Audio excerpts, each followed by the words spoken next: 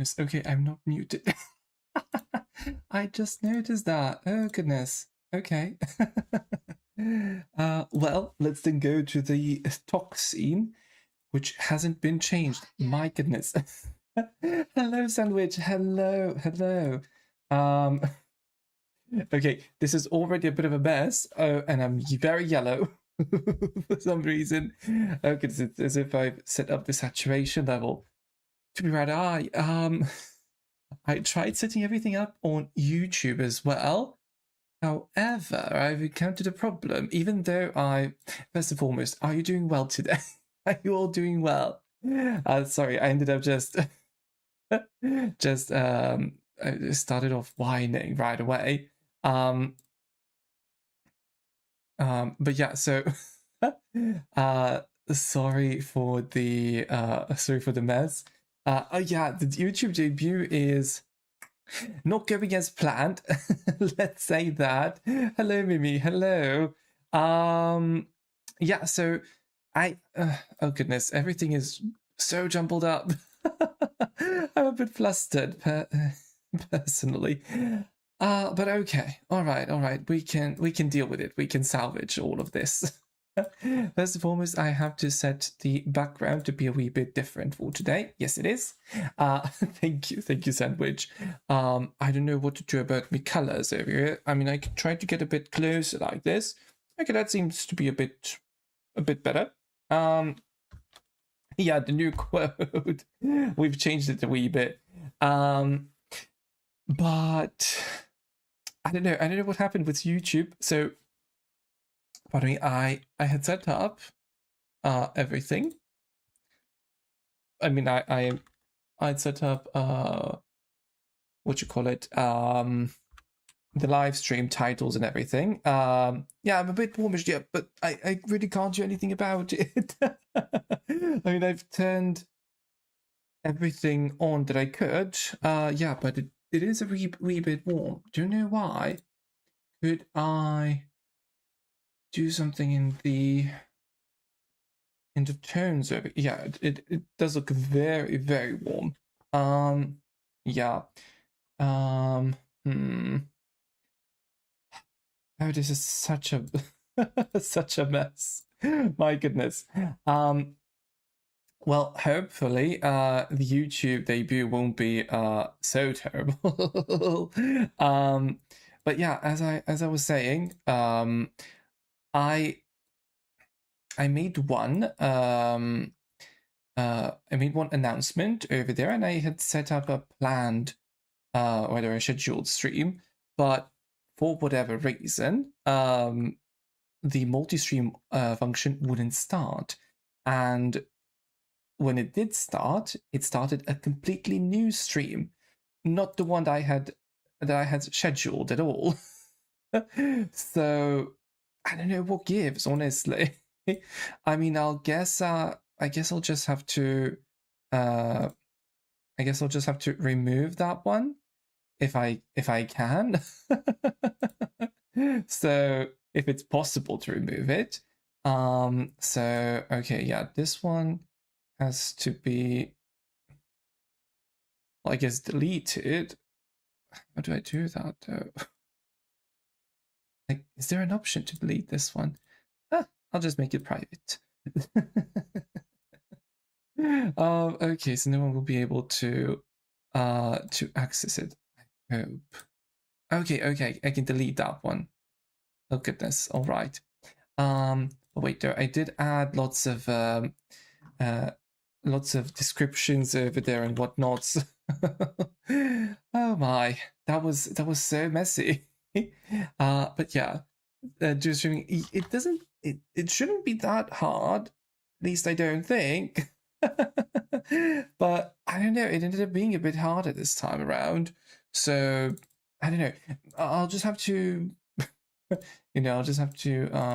try my best and figure things out as we go. But yeah, I mean, it'll be fine. Should be fine, I hope. I'll just do something very, very quickly though. So I'll just copy like the description I had written and everything and whatnot. Oh, thank you. I'm glad you saw it. Glad you could see something. Wait, I really can't. Wait, I really can't change anything here? Oh my goodness. Okay. Well, all right. Um, well, hopefully, oh, this is so annoying. Because I had written everything nicely, you know. I added a thumbnail and whatnot. I mean, hopefully I can change that later after the stream, but still, I don't know. Okay, I'll try my best to see how it all goes and turns out afterwards. But yeah, sorry for the long gap and for the whining. Uh oh, oh, that's you, Sandwich, over there. I saw the message. Yeah, but that one has been turned private, so hopefully people don't have access to that failed failed live stream over there. I guess we'll just have to work it out a wee bit later for two Battlefronts. Thank you for the support, truly. But yeah, we'll see how things go for the future live streams. Because these ones were a wee bit wonky, but okay, it's fine. It's fine. We'll pull through somehow. But yeah, so I guess without further ado, though, I guess we'll just have to start off as is. So even though it's not perfect and not nearly as polished as I had wanted all of it to be, still I think we ought to at least do our best to make the most of it. So yeah, I'll just check whether people can view the live stream. um, there is a YouTube stream. Yeah. There is one. You can still find it. But it's not the one that I had linked, sadly. So it's a completely new one. So OBS started a new live stream, and that's what I found rather annoying. So but yeah, you can most definitely access it. Yes. Oh, can I? Okay. I've added my description here. Good. Okay. Okay. Well, I was able to change something about the stream, which is great and lovely. Now, if I can only manage to change some more things about it, and change the thumbnail as well. Maybe. Okay. All right. I think that's it. I think uh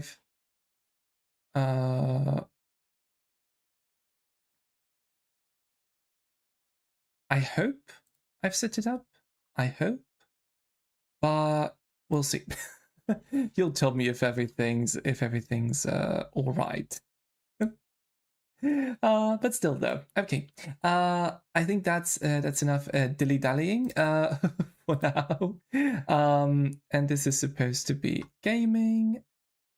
We have saved everything we could. Yeah, so we are going to start off with the character teasers in a wee bit. Once again, I'm so terribly sorry, chat, for not being able to. Oh yeah, there you are, Sandwich. Thank you. Yeah, you can see it now. Oh my goodness. Okay. This should be all right now, I hope. Okay. So, once again, sorry all for the very long intro, but hopefully now it's all properly set. It lags a bit. Oh, it lags a bit. Really? Okay. I was not aware. All right. Well, the more you know, I guess. Also, well, I'm not sure if it is supposed to be like that, honestly, but it's fine. It's fine. At the end of the day, we're all here. That's what's important. And I'll just take my a few seconds here and there. Okay then. Yeah, it's fine. It's okay. Thank you.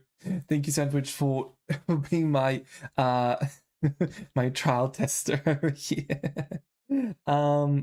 But with that said, chat, it is time to watch. So sorry once again for not being able to set up everything properly. But I am glad that we can at least watch as is. So please do tell me if I end up being very dark-sided at some point. Hopefully the screen lights me up enough, so now everything evens out. And let us begin with the first trailer. Oh, yeah, let me just change it on so you can all actually see what I'm seeing as well. Thank you, Savage. Thank you very much. We have the watch scene. Yeah, okay. I've set it up like this. However, please do tell me if you think that it should be somewhat different. Also, why is it? Oh goodness, why is it so wrong? What's wrong with this thing? What's this? What even is that? Oh, okay. All right, sure. But the YouTube is a wee bit shorter than it should be. Okay, now it's better. Now it's perfect. Okay, there we are. I'm so sorry, chat. This is my first my first dual stream, so I do apologize. But let us begin. So 3. Oh yeah, official. Can't lose just yet. That's our first one to watch. And this is so nostalgic. My goodness. I know how far we've come, but let's see where we started off from. In 3, 2, 1.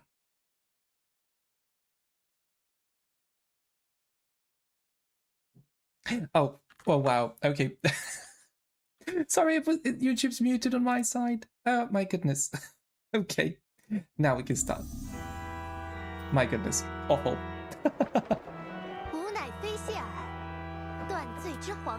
Oh. Oh, okay.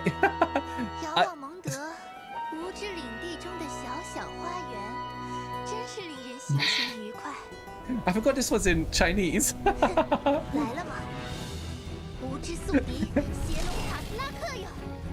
That's right.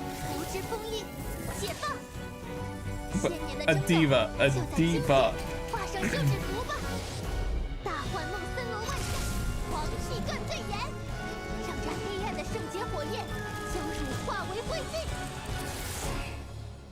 I haven't watched this in so long, I've completely forgotten about it.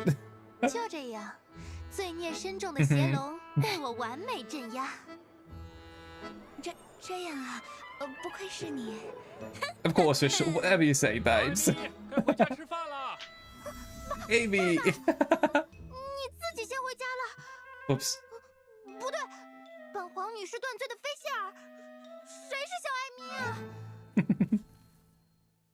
Oh right, that's adorable.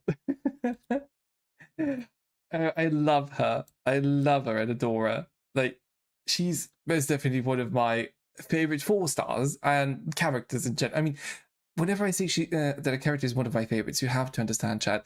I just adore so many of them, so I can't really rank them properly. I am really someone who just likes the game so much and who, I don't know, I just have a huge love and passion for it that I can't really rank my favorite characters. So I will say that the character is one of my favorites, and you do whatever you want with that. So it won't mean much because I do like so many of them, but still. Oh, you've been playing since Sumeru, Mimi. Oh, okay then. Well, fair enough. So you will be introduced then to the other trailers over here.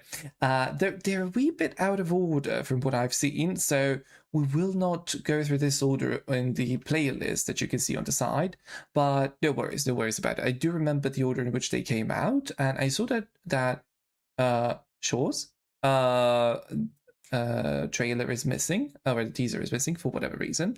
But yeah, and also I think Fischl, if memory serves me right, is the only character, only 4-star character that's received a character teaser, or rather technically a character announcement. So yeah, she really is special, and she really is treated as a very, very iconic and special character. So yeah, after introducing me to the game trained. Oh, the lantern ride. Oh goodness. Okay, it sounds weird.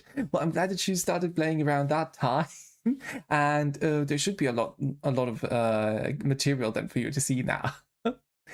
Oh goodness, but that was all right then. Luckily, we have to experience all of these, let's say, inconsistencies and whatnot, during our first trailer, or the teaser, and hopefully there won't be any other ones as we go on. But yeah, that was the first one. A bit of a clumsy start, but still a good one, hopefully. Yes, this one, yeah, the delicious diva is here. Okay, let's move on over to Venti. One of my personal, like, when I say that he's my favorite, he really and truly is my favorite character. So, Yopu trailer. I was thinking about that, though. I mean, you know what? I think that'd be a good idea. Yeah, the Travail trailer. Yeah. I think that'd be a good one. Because you know, I think it kind of fits here in the animated shorts. Technically, I think it's similar to a version trailer in a sense, but also the Travail trailer. I think that's yeah, that's right. The Tevat Travail, this one. Yeah, that's the one. Okay. Oh goodness, I can't. Oh my. Oh, there will be lots of these to watch. Okay. We'll see how we watch them. Yeah. Okay. But yeah, we should watch this one. Yes, today, most definitely. I agree. It is a kind of an animated short in a sense. So yeah. Love how they added contains spoilers to it. I can't believe it's been so long. I mean, I remember seeing a random post about Genshin. I can't remember when it actually was. I think it was in 2019, perhaps. And I was in my room just randomly going through some YouTube like doom scrolling and whatnot, and I noticed I think I was looking up games similar to Dragon Nest, because that's a game that I played a lot when I was younger. And after looking that up, I noticed like I can't remember what the other games were that were mentioned were, but one of the games mentioned was Genshin, but of course it was still in development back then. So I thought to myself, like, okay, I really have to play this game. It looks so astonishing, and as soon as the Travail trailer came out, I watched it, and yeah, I've been playing ever since. Yeah, Dragon Nest, yeah. So, but of course, I played it a long time ago. But okay, so enough of my yapping. It is time to watch the Teyvat chapter storyline preview, Travail. We had no time to say goodbye, so let's not call it that. Oh, the nostalgia. And we're so close to the end of this trailer and everything that's been spoiled, quote unquote. Begun. It is just a continuation of past battles. The gods goad us on with the promise of their 7 treasures, rewards for the worthy, the doorway to divinity. Yet buried in the depths of this world lies smoldering remains, a warning to those that dare trespass. That throne in the sky is not reserved for you. But mortal arrogation never stops. I love how they came up with arrogation. Escape the flames. It's a wonderful word. For yourself. And the sea of flowers over there. The dragon loves it. Who defended Mondstadt for a millennium finally faces his perturbation. What does freedom really mean when demanded of you by a god? Oh, that's a bard. That's a bard. My goodness. The god of contracts, senselessly slaughtered as his people watched on in horror. In the end, he will sign the contract to end all contracts. My god, that's... Oh. I just love the sentences. In the secluded land of the immortal Shogun, the Bakufu rules eternal. But what do mortals see of the eternity chased after by their god? The god of wisdom's enemy is wisdom itself, and the oasis of knowledge is a mirage in the desert of ignorance. Oh, In the Subaru. city of scholars, there is a push for folly, yet the god of wisdom makes no argument against it. I remember I was most excited The for god Subaru, of I think. justice lives for the spectacle of the courtroom, seeking to judge all other gods. Spectacle of the But even courtroom, she so knows wonderful. not to make an enemy of the divine. Oh, and in the end, the net, I used to The fantasize rules of about them war becoming are playable woven in both. the womb. The victors shall burn bright, while the losers must turn to ash. When the god of war shares this secret with the traveler, it is because she has her reasons. She is a god with no love left for her people, nor do they have any left for her. My god. Her followers hope only to be on her side We when the finally- day of her rebellion against the divine comes at last. Finally get to meet her. In the perpetual meantime of a sheltered eternity, most are content to live and not to dream. But in the hidden corners where the god's gaze does not fall, there are those who dream of dreaming. Some say a few are chosen and the rest are dregs. But I say we humans have our humanity. We will defy this world with a power from beyond. Oh, come on, Dainsleif. You who has set foot in this world. Your journey has reached its end, but one final doorway remains. Step forth if you have understood the meaning of your journey. Defeat me, command me to step aside. Show me that you are worthier than I to rescue her. Then, the threads of all fate will be yours to reweave. And now... My memory has all but faded completely. But I will always remember how much she too loved these flowers. Oh, my goodness. Oh my god. This is such nostalgia. I can't even begin to describe. Yeah, it makes me cry every single time too. Yes, I would have teared up a wee bit. Wait, so to help Sandwich out, Nordcry wasn't originally planned. Rather, it was. I think it was always planned as a region, but never really planned as a specific point that we would linger on. However, upon seeing that they've kind of dragged the story on a wee bit without actually advancing lots of the lore and whatnot, they've decided to slow things down a wee bit, or rather, not slow them down, but rather give us a sort of intermission that would tie everything in together and give us a different perspective on storytelling from what we've seen previously. So I think the dev team really did a wonderful job with Darkrai. Truly, it did tie in everything. It explored everything that we needed to explore.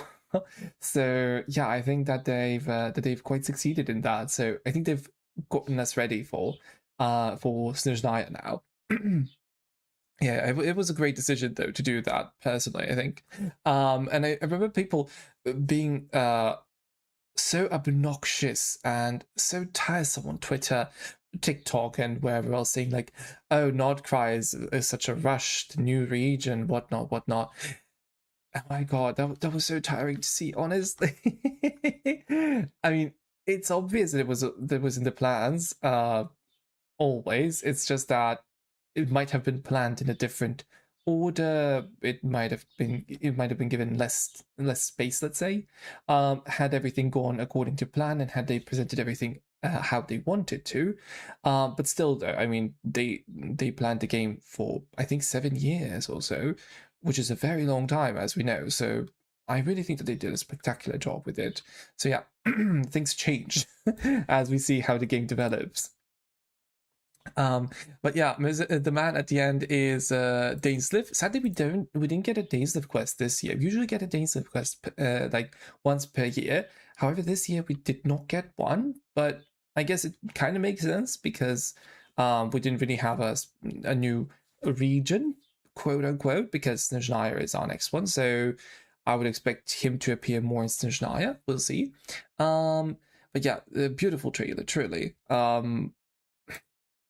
I don't know what else to say. Like, I could linger on every single line. So on so many of them.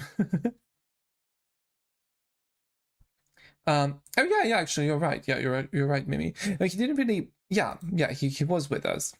You're right. Yeah, he did deal with Maria in a sense too. Yeah, but I meant like we didn't get a specific Dainsliff only quest. That's what I meant.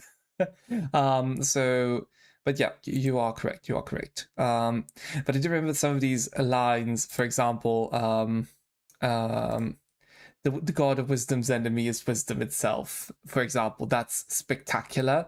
Then over here, in the perpetual meantime of a shell to the eternity, like that part.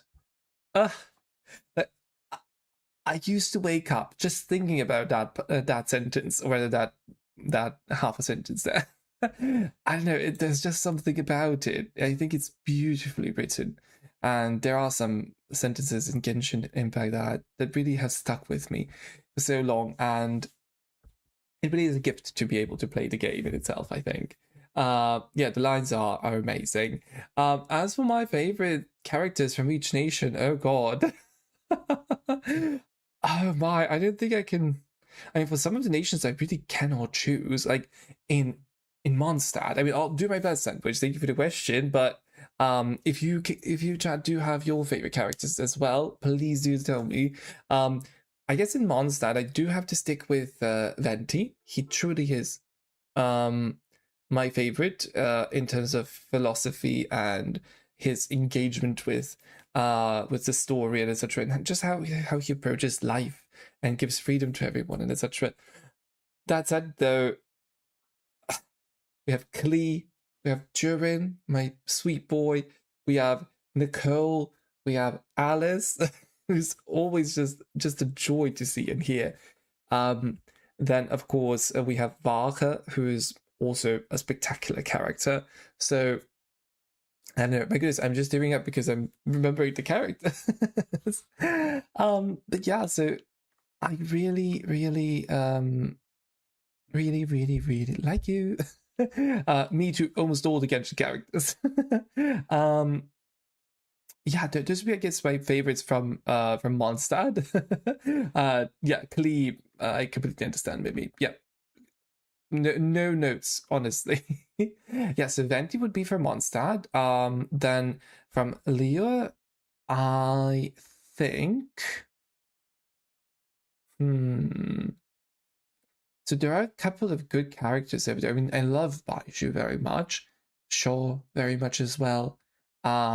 Zhongli is just a spectacular character as well.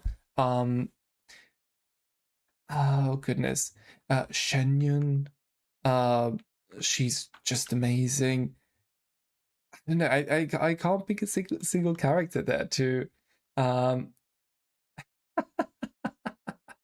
fair enough, Sandwich. I mean, Barbara as a main DPS is quite a daring thing to do. I have one friend as well who did a similar thing when he started playing the game, and he really did a good job with it. So I can imagine how great of a DPS yours was as well.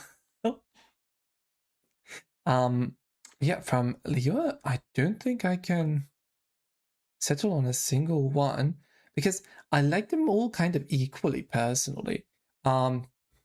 Maybe Shaw. I guess, because we really do notice great character development from starting the game off and then throughout the yearly quests over there, of course, most of them being the Lantern Rite quests, which sadly people who haven't played back then don't have access to anymore. So I am saddened by that because you don't get to experience the characters in the way that we did when we started the game off. So I don't know, it's a big shame, and I do hope that they add an event, not review, but a past events button to the game so that you can actually play through all of them.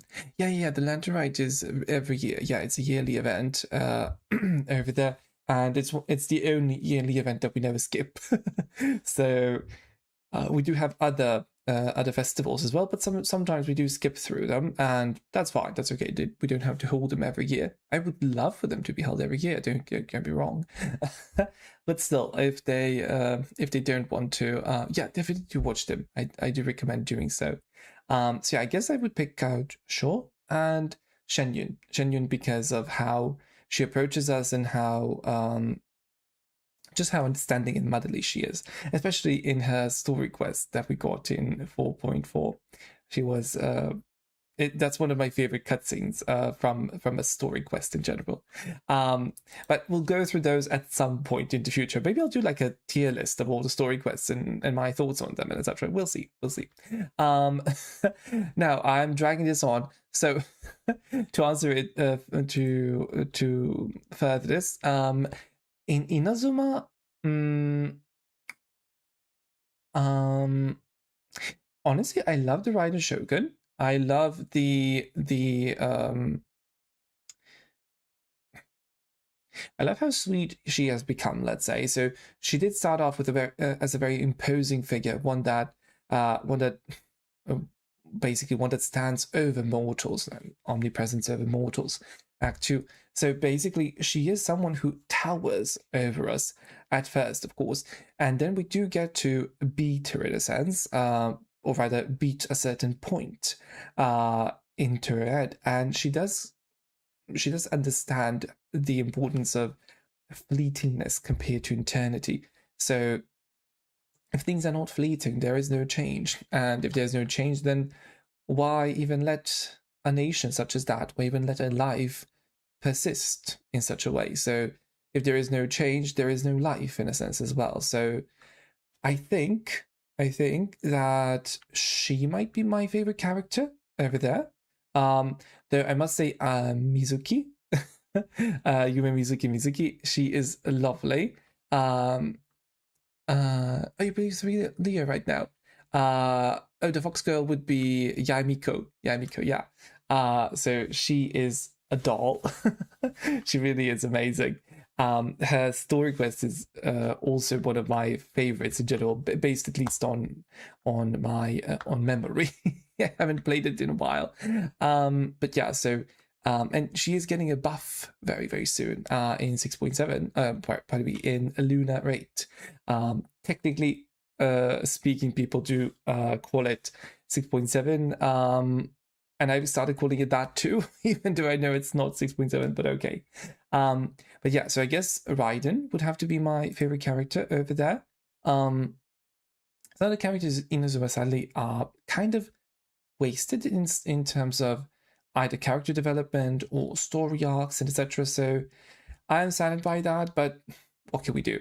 In Sumeru, I adore Nahida.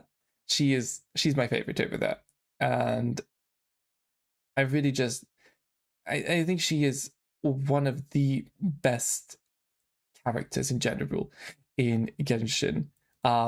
She is so lovely, and her entire journey of accepting who she is compared to someone else, how to set herself apart from that sort of past identity that's always tugged at her sleeves in a sense, that's always kept her from becoming her true own self, and just dealing with all of that baggage from the past, knowing how she is supposed to be someone who is so great, especially compared to compared to Ruka Devata and whatnot. I think that she really is someone who is truly commendable and someone who can teach us in general how to grow and how to just put the past behind us in a sense and grow in our own direction, just like a separate tree in a sense. So yeah, I'm trying not to comment too much on because Astral Sandwich is playing through the game currently, so I don't want to spoil much for her. But still, and the birthday event was incredibly cute, and everything about her is adorable, tragic, beautiful, like. So yeah, I mean we'll go through the teasers and then I'll comment more. But yeah, so she's definitely my favorite over there.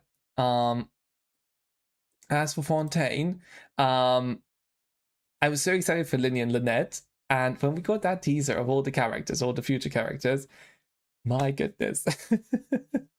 Pardon me. Duvelet, Alikino, Farina instantly caught my attention. Navia, with how beautiful she was, and then when she was presenting the story, like, how can you not love her? Farina is amazing, and in Fontaine, I'm not sure I can choose. I'm not sure I can. Between Farina and Navia, for example, both of them are so tragic in their own way, of course. Farina's tragedy is, of course, immense and etc. Oh, you know them. Lovely. Okay. Thank you. Yeah, so Farina is amazing. Nouvellette is also a very tragic character. And I love how they implemented such terribly sad stories, but presented in such a dramatic manner over here for us in an area where we are supposed to have dramas and whatnot as one of our main topics. So yeah, they really truly popped off with Fontaine. I can't pick a favorite character there. Just a second, chat. I have to keep not the TikTok chat. I don't need that yet. We might stream on TikTok at some point. That'll be a an endeavor, let's say. But I need to have everything here in check. Because okay, can I put this here? Sorry, chat, my OBS is, oh goodness, it won't allow me to place. Okay, I have both of my chats up now properly. Okay. Sorry. So yeah, so I really adore lots of them over there. Maybe Farina as one of my favorites. Let's go with her. I'll just choose her and I'll move along. In Natlan, Sitlali. Like, Sitlali is by far the most complex character, the most beautifully written one, the most tragic one over there. I mean, she and Mavika both are tragic characters. However, I think that Sitlali and the sadness that she has to endure, the pain of losing people in a lived sense. So Mavika loses everyone she's loved in the past, but she doesn't live through it necessarily in a sense as Sitlali does.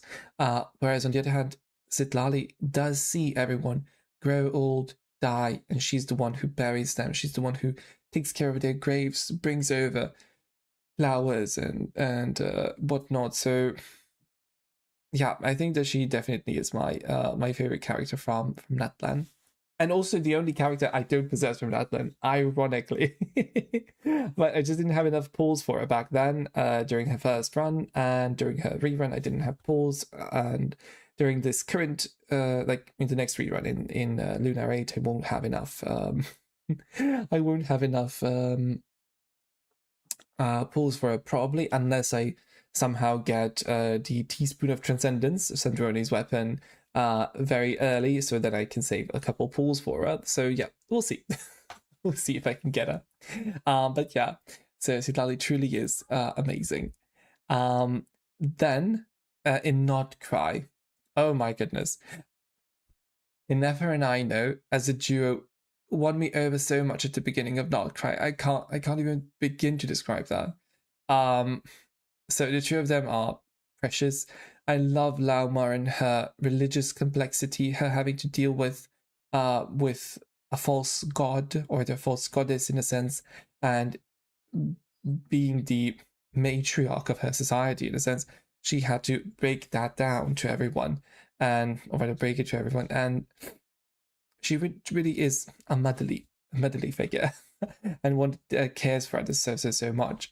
Um, Besides, of course, Flynn's is also a very interesting and mysterious character, one expresses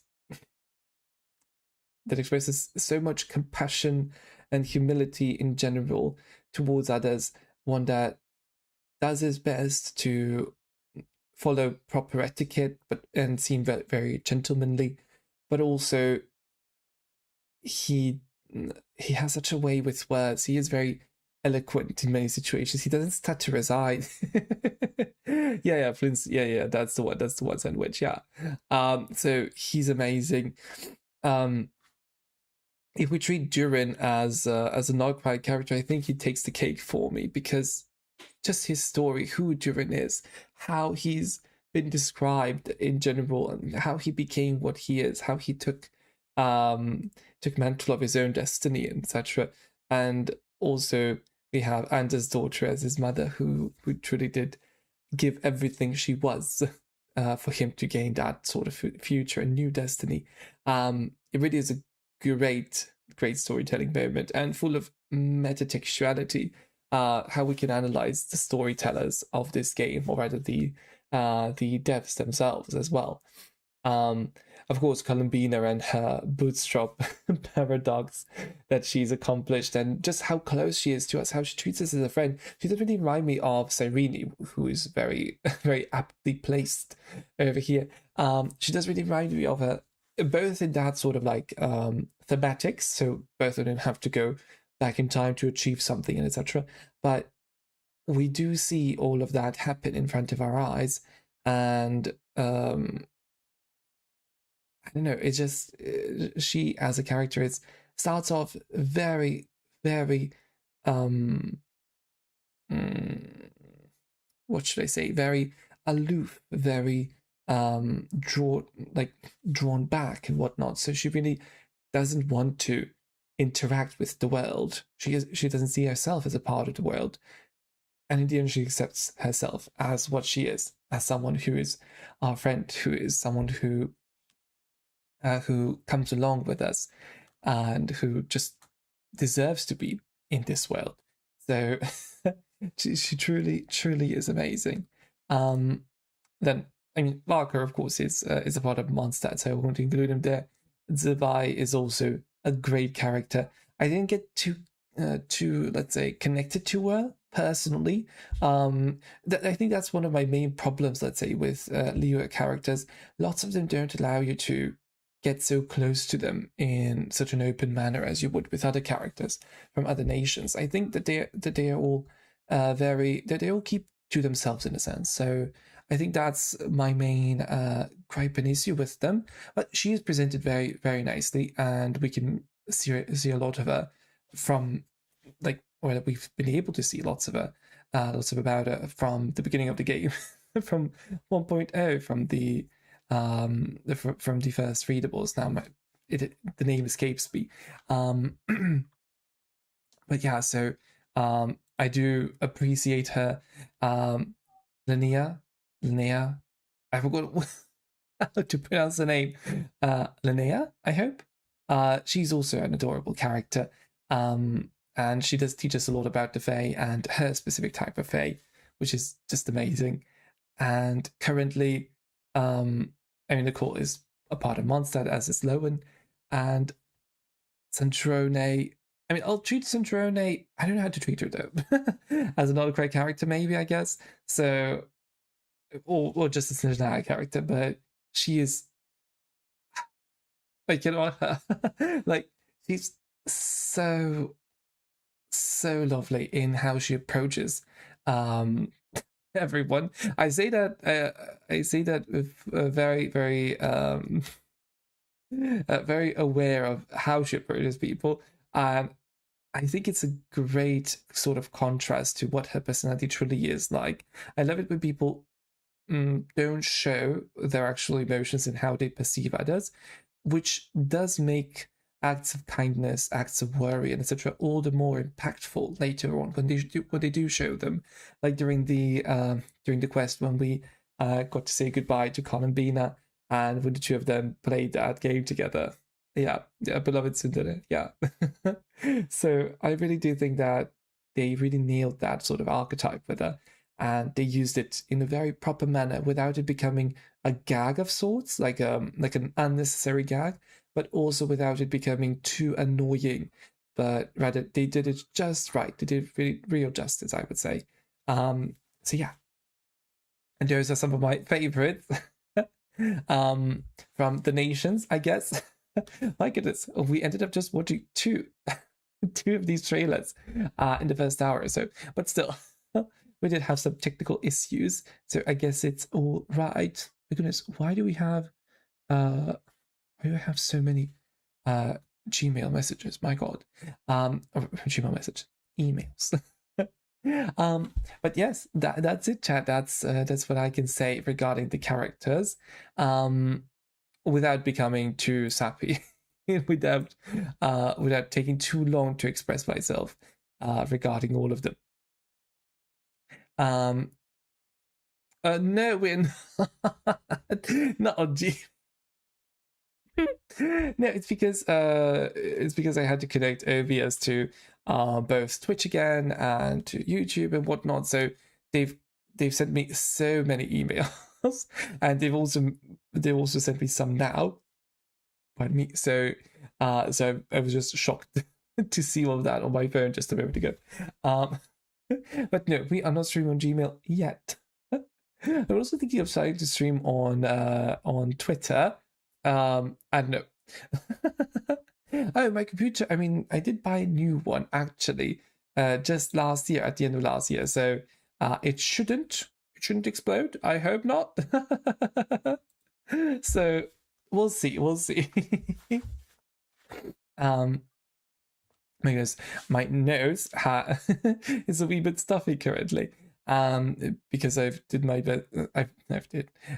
my best to memorize or whatever, remember some of these details. So so I'm starting to lack computational power. Yeah, I mean, they don't really have streaming per se on Twitter. They do have those spaces, I guess. I guess that's the closest to streaming we can do there. So I guess, I mean, I don't know, honestly. I don't know if I would do that, but still, it's a very random thought that crossed my mind, because I did see, for instance, voice actor Nick. I forget if his full name is Nick or it's just a nickname, but rather if it's Nicholas. But he was I think on X the other day, and I noticed, and I thought like, oh, okay, well, I mean, I might as well try it out at some point, if there's a need for it. So yeah, but chat.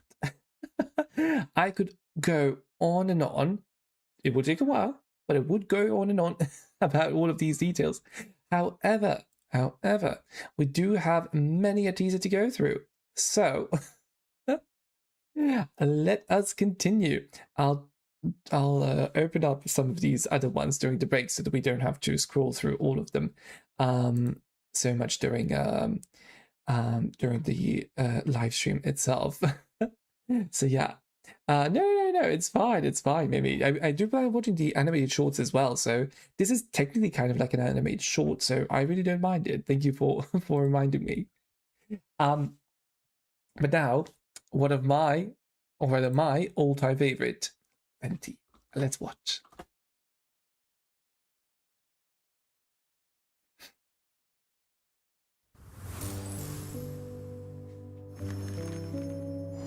One millennium ago, when the aristocracy fell at last from grace, the defender of the South banished tyranny from the city gates, while the West spread her wings and took her rightful place.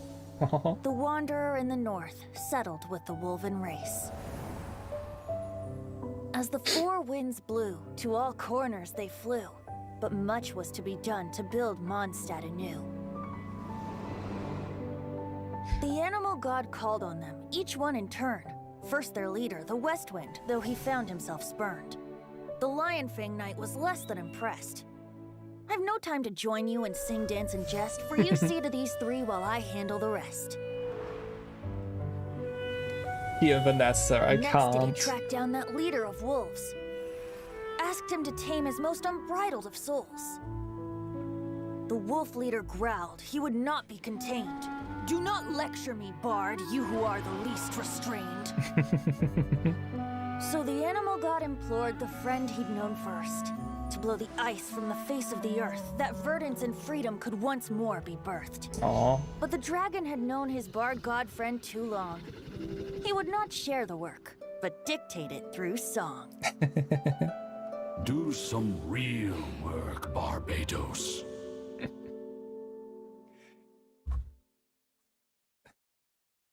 But singing and composing, that is real work, especially in Genshin, especially in Teyvat. My goodness. That was such a lovely one. I mean, it's a great intro to the Four Winds and just seeing what kind of dynamic he's shared with them, or rather, I mean, we can't really see much of all of the dynamic here, but still, we can at least witness a wee bit of his connection with Andreas and Wallen. And we did see a snippet of Vanessa as well. So wonderful, so wonderful. I do remember seeing this for the first time, and these, though, I can't say that I remember this one per se. I remember the last line, like, do some real work, Barbados. As for the rest, though, it might have just crossed my mind, or rather, I don't know. I know what's happened to it, but still. Oh goodness, am I now dark-sided? Really? Oh god. Okay. Well, that's interesting. Chat, how bad is it? How would you deem it on a scale from 1 to 10? I don't know what to think of it, what to make of it. No, it's okay. Is it really? Is it? Okay, sure. If you say so, Sandwich. I mean, I could always turn the lights on over here, so if need be, I would rather not if I don't have to, but still. But yeah, that's Venti. And now we have Kali. Oh, goodness. Whoops. My bad. Okay. So, let's see our purest pyromaniac. Hey,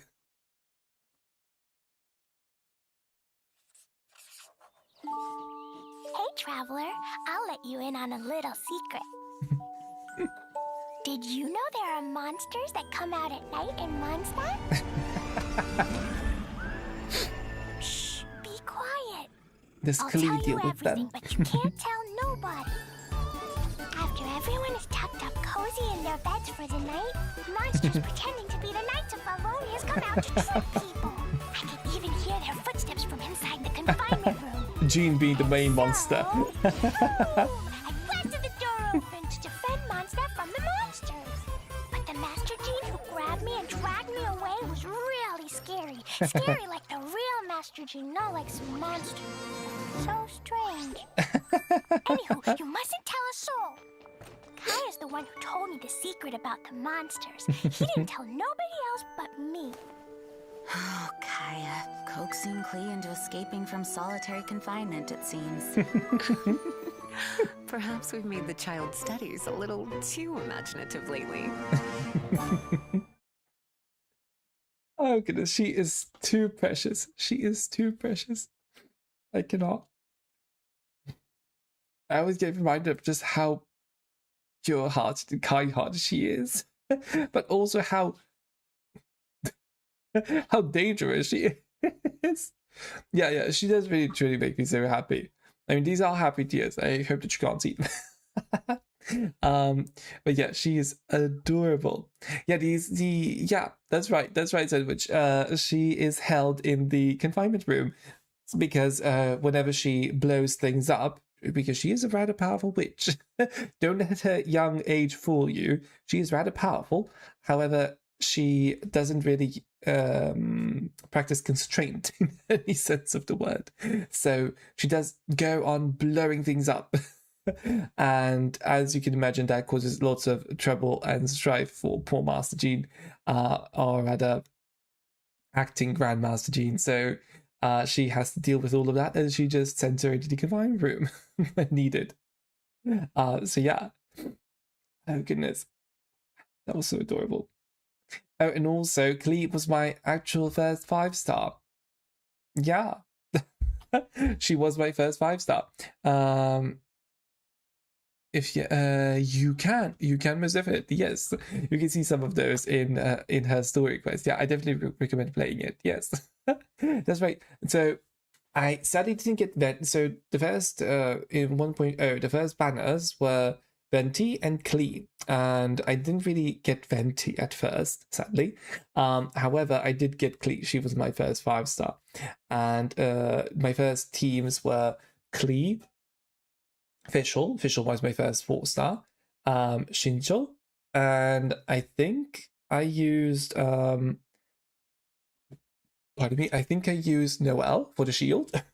Yeah, that was my first team, and then later I got Jean. I got Jean on like pity 17 after Klee, and I put her instead of Noelle in that team, and I really did enjoy it. Yeah. I mean, she's truly someone whom I've adored throughout the years, and I just have so much love for her, and I really do hope that she becomes the purest and strongest witch there ever was. So I hope that she inherits everything from Alice. As for there was something else I wanted to share regarding Klee. Forgot what it was though, so never mind. We shall not be doing that now. So let's move onwards. So our next one is supposed to be Child. I think so. Should be him. And then John Lake. Okay, so let's watch Child's trailer. Sir, need you Whoops. Oh, Albedo came out afterwards. Albedo came out in 1.2, if I remember correctly. So in 1.1, we got Child and Zhongli. And in 1.2, we got Albedo. And then in 1.3, we got Shou. And in 1.4, Shou and Ganyu, I think, maybe. And then 1.4 we got Hu Tao, or maybe Hu Tao and Ganyu. I forgot the order back then. I mean, it was 5 years ago. 6 years ago. No, 5 years ago. Yeah, 5.5 technically. So yeah, it's been a while. Oh, really? Did he? Oh, poor thing. Well, no worries. You'll get a hang of it. He's not that difficult to boss, so so it should be fine. Well, you should try it out though. I mean, you should have someone. Spyro should try some vapes and etc. So he is kind of weak to that. So give it your best. Sandwich. But let us watch the next one here. So we have Child, Sigil of Permission. Sir, need you personally see to such a routine matter? Relax. I have other matters to attend to as well. Oops, sorry, chat. Oh, did the ads start on Twitch? Sorry, I didn't get a notification at all. Huh. Okay, very, very strange. Okay, well, chat, if the ads have started on Twitch, we'll just take a short break because of that. So, okay, great. Maybe they have started for someone. Who knows? But whatever the case, though, let's take a short break, though. So for everyone on YouTube, you shouldn't be getting any ads here, I hope. I I'm not sure. As you can see, I'm very, very new to this. As for those, for everyone on Twitch, they should be getting ads at this time. I did get a notification here. Don't know why Sandwich doesn't have them, but still, who knows? But still, I will see you all in like 2 minutes or so, just so I can go grab some water and whatnot. So yeah, let's take a short break, and I'll see you all very, very soon. Thank you for watching, and thank you for sticking around.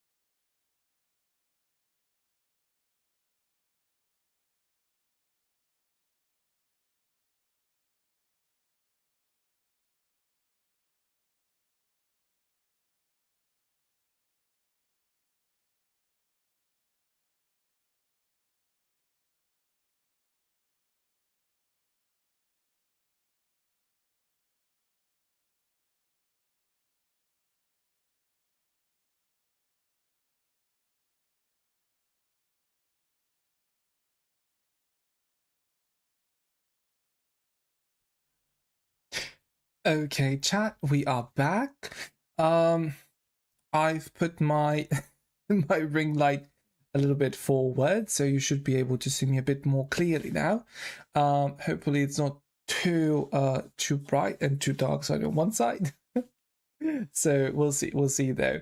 Thank you, Sandwich. So yeah. I just also noticed that I hadn't turned the TikTok recordings. Thank you, Mimi. Thank you. For the previous for the first part of the stream. So that's fine. I guess I'll have to just re-record that part on my own then later. But still, nevertheless though, I hope the lighting like this is fine. I hope it's okay. It should be a wee bit better, you know, when we play the video. So hopefully it's bearable. Please do tell me though, chat, if it's weird. I hope it's all right. So yeah, I'm a bit dark-sided, really. Oh goodness, well, it seemed all right just a moment ago.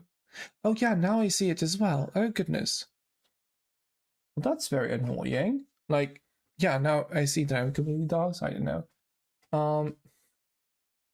Yeah, that's not helping. I don't know why. Oh goodness. Okay, well, I think I know what to do. Then we'll just have to turn on the lights. So I guess that's what we'll have to do. So just a second, chat. I will be right back.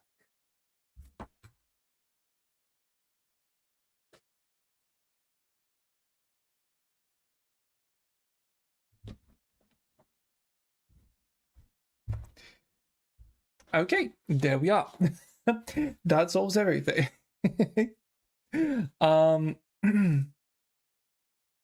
So yeah, now it's much better. Sadly, we don't have much of the purples and whatnot around, but I guess it's better for you to see me than to just have the dark-sided aesthetics instead. Okay, so thank you though for telling me, and now we can actually continue onwards. So let's see what else we have here for us. And now it is Child's Sigil of Permission. Sir, need you personally see to such a routine matter? Relax. I have other matters to attend to as well. Come on, child. Excellent. Even if one day we can't continue business here, we can make it far away with this. But Master, what about the debt? The debt. Oh yes, I'm here to collect that. Who's there? Quick, guards! Protect Guards! the Master! No matter what it is you owe, you can't run from your debt. Is that not the law of the god of contracts in Leela? Come on, tell him, child. Fatui! You can't just barge into a private residence! Guards! Show him how we treat unwelcome guests at Yanshang Tea House! Not much for adversaries. Well, I could always use a bit of exercise.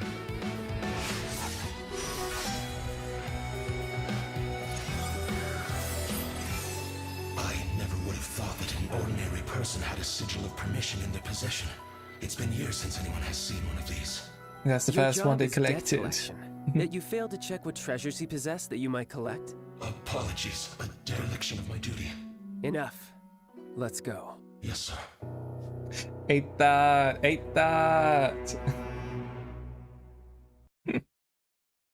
Oh, wonderful. Now I must say one thing. I'm not a huge Child lover. I know, I know Mimi loves Child.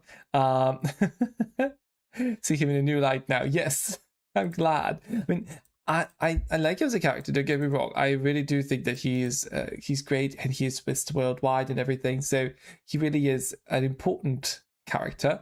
It's just that I'm not a huge Child lover per se. In this regard, that sounds very wrong. When we say his name is Child, I would like to say Titania. or the Tartaglia. But yeah, so just move that a wee bit from me. But yeah, so I do like him. I do think that he's nicely written, and that he is Ajax really is one of a not one of a kind, let's say, but he is one of the only archetypes that we have here. He and Noah, for example, the two characters who love battles so much, though only only in different lights, I would say. Not the floor cleaner. Yeah, Vero as well. Honestly, I'm not sure what they have in plan for him, but we shall see. Okay, now on to our next one. The next one is Zhongli. Ajax, yeah. His name is Ajax, Okay, Zhongli, an additional expense. This is me, fairy lady at Wangsheng Funeral Parlor. No one of importance. This gentleman beside me is our most knowledgeable consultant, Mr. The consultant. This Noctilucous jade is small, but a beautiful shade of translucent blue. It would be a shame not to buy it. Of course, Yes, yeah. sir. Let's put it on the tab. Pasting a windwheel aster to wet glaze before it is fired in the kiln? Fascinating. The flower turns to ash, but its shape is forever retained. Such genius. It would be a pity to not purchase this. Yes, sir. Of course, Core yeah. lapis is itself hard to gather. It must have taken true skill indeed to unearth two pieces so alike. We should buy them. Yes, sir. Another thing on the tab, yes, Fine yes. Noctilucous jade, artisan porcelain, and a pair of core lapis, and a windwheel aster as a gift for the fairy lady. Yes, he even got me a gift. Mr. Zhongli truly is an amazing person. An When amazing Xiangling's and cooking, broke it would be far person. more appealing to go to Wanmin Restaurant as opposed to Sinue Kiosk or Lioli Pavilion. I'm fine with anything so long as it's good. But do they only have chopsticks? You will need to be adept with chopsticks if you are to truly appreciate Leo-esque gastronomy. Mr. Zhongli, we have Springvale boar on the menu today. Would you like to try it instead of the salt and pepper tofu? We'll have both. In accordance with Snezhnayan customs, we gave Xiangling a tip for her amazing new dish. Mr. Zhongli values friendly ties over Mora and is generous in word and deed. And Mora. Well, the Wangsheng Funeral Parlor often foots the cost of his generosity. But thankfully, the Northland Bank is bearing this particular bill. Lucky for you. Welcome, come in. Excluding this pair of hairpins, everything else is for sale. They're not for sale. Why not? These are heirlooms pawned by a poor fellow to scrounge together money for his wife's medication. I must hang on to them for him until the redemption period expires. Oh, I paid off the shopkeeper and took this pair of hairpins, seeking to return them to their owner with some living expenses on the side. Please help me to conceal these expenses in our accounts, would you? I will be sure to buy you lunch. Honestly, once you become entangled with Mr. Zhongli, there's no getting away from him at all. He truly is one of a kind. Yeah, this is adorable. I mean, he's so kind-hearted. He takes everything into account. Truly, as we can see. I love that everyone just foots the bill for him. But he does have a way with words, and he is a very, very important person. So yeah, it's just marvelous to see how people get entangled with him and how everyone communicates with him. It's so lovely. So yeah, that was Mr. Zhongli, and I definitely do remember some of these bits. I don't remember everything. I think I misremember parts of Baiju's story quest and this one, because I thought that the hairpins were part of Baiju's story quest, but no, they were not. So I probably misremember that part. But still, though, that was amazing. Let me just check really quickly, though, chat. for these to be longer. Yeah, they're also nice. I agree with you. I mean, sadly, they're not longer. I mean, lucky for me, because I won't stay here for hours on end. But still, though, I agree that that it would be better if they were a wee bit longer, so we could experience them. So we could experience like the full story behind them, not just these snippets almost.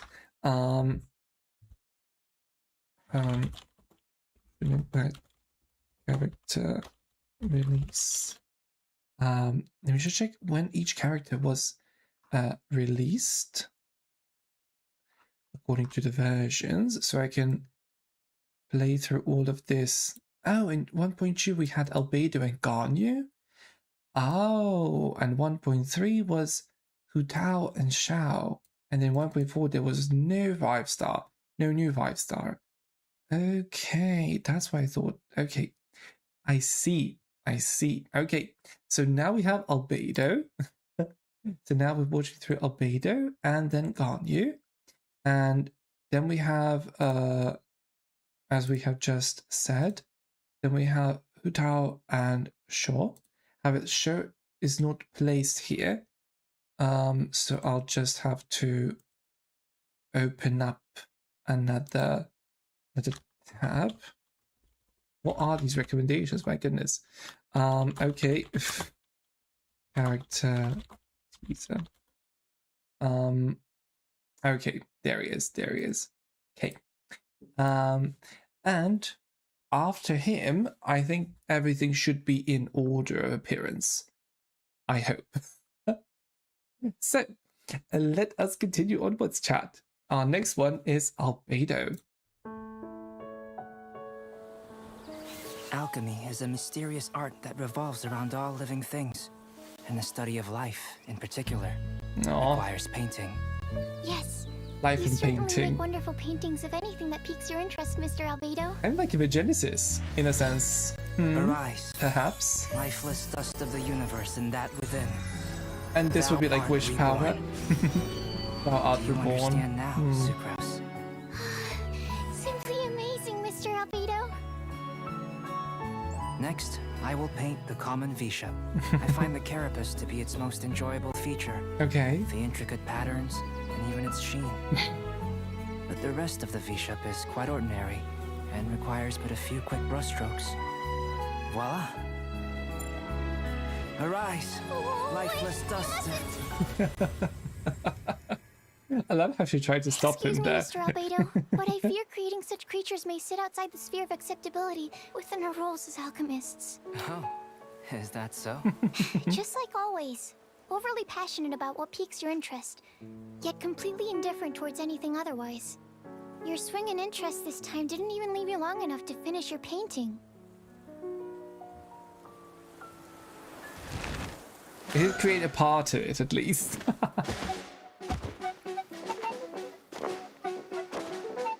Love the half-drawn and half-baked reshop. And that cacophony at the end, my goodness. Okay, nice. Still life and creation. Oh, goodness. Yeah. I just love Vader. There's not much to comment there on him. I mean, at least not from this one, not from the teaser. But he really is a special character. I'm so sad that people cannot experience the Dragon Spine event properly, the one that we had to play through. So that one gives you a huge insight into his personality and into his thoughts and just his story in general, because that's where most of his story happens. I don't know why they haven't made those events replayable yet. I mean, I would like to revisit them personally too. So, Hoyvers, come on now. Please hurry up with that. But okay. Look at this, come on. Stop that. Okay. Our next one on the list is Ganyu. So let's see through Ganyu. Or let's see through Ganyu's. The night scenes of Liyue, the lantern light of centuries. Only I know that this rising star has come far in the millennium past. Aww. Only I remember the hours at which dew forms on the glaze lilies and disappears again. 106,327 heartbeats. The time that has passed since I last knew rest. Packing up the stalls, closing up the pavilions. One can almost hear the street lights going out. It is as it is night after night, ever so distant from me. The night of Leah, over. Now that you know the secrets of the night, would you accompany me to work overtime? Not to work overtime, come on now. No way! Thank you, Paimon. Thank you for answering for us. My goodness. Not to work overtime. I've had enough work this week, honestly. I still have work tomorrow, but still, luckily I don't work that much at the weekend. With that said, though, yeah, so Ganyu sadly falls into that archetype that is kind of rehashed multiple times in Genshin, which is the overworked bureaucrat, let's say, in a sense. We have that with Jean, we have that with her, we have that with Kokomi, we have that with someone else who does that too. But you get the idea, basically. So they are similar in that regard, and I'm sad that they don't explore their other, let's say, their other aspects that much. They do, of course, explore them through these different types of work, but it could be explored much, much, much further. So that's the only gripe I have with it. But still, nevertheless, Ganyu is a likable character. Though I do remember one of my best friends, especially from uni, she despised Ganyu with a passion, both her and Sucrose. She could not muster a moment of screen time for the two of them.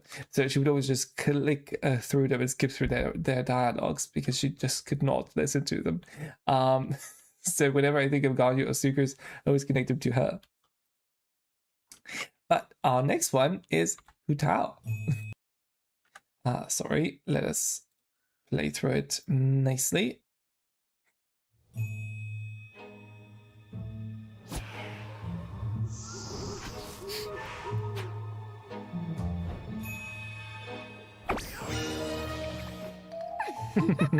Give you a fright?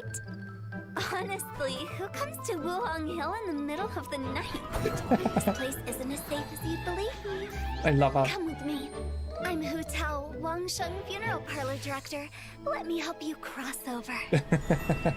And English voice actress is so amazing. Cross over the hill, not cross into the afterlife. Yeah, surely. That's what she meant. And why are the butterflies our guides? Well, because they want to be Sealies when they grow up.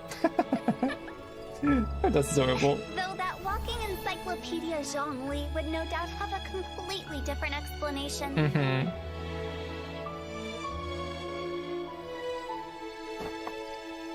Okay, you should be safe from here. Next time, don't go running around in dangerous places. Of course, if you really insist on adventuring, then be my guest. Adventurers are our VIP clients after all. We even have coupons for you. I love the chat. Do you have a travel buddy? We're having a sale. Second client, half price. I cannot. Hey, I remember in her quest as well, she goes on promoting the funeral parlor. And she gives out coupons to people. I cannot. No, love her. No, a diva through and through. No, she really is amazing. But yeah, so that's Hu Tao. Actually, I forgot about her earlier when I was listing out my favorite characters. She has to be one of my most favorite characters from Leo. I have forgotten her because we hadn't seen her for a while now. But yeah, she really is a diva. She has a lovely eccentric personality to her, and also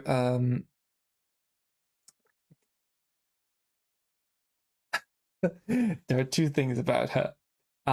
Something that you can't really see anymore unless you scroll through YouTube and etc. But she did have her own rap, kind of like a rap, yeah, her own rap in one of the Lantern rides, which was not too pleasurable to listen to, let's say. But still, though, it was iconic to have her do that as a character as she is. And also the last Lantern ride, so not the Lantern ride from this year, but from last year. So last year's Lantern ride was so amazing. It was devoted to her, and it was her quest in which she almost died. I mean, she did technically die, and then we pulled her out of death in a sense. So she didn't cross over. But I remember talking with a friend of mine while he was playing through it, and we both commented on how iconic it would have been for her to actually die, like the funeral director to die, to actually get a funeral for them later. And that would have broken me. I mean, I was broken nevertheless, but I think that would have broke me much more. So yeah, I think that she as a character is so pleasant to listen to. She has a great sense of humor, a very great dark sense of humor, and was she a good for herself? Maybe. Who knows? But yeah, she could definitely ferry herself to the other side. All right, and now let's go to our next one. Now we have the Yakshas trailer, the Guardian Adepti. Oh yeah, wait, sorry, just a second, chat. To go back to this one because we have a whole playlist area. Yeah. Can I? I can't reverse the playlist in any sort of way. No. Okay. Well, we'll have to play through it in another manner. Okay. So let's watch the Yakshas trailer, the Guardian Adepti.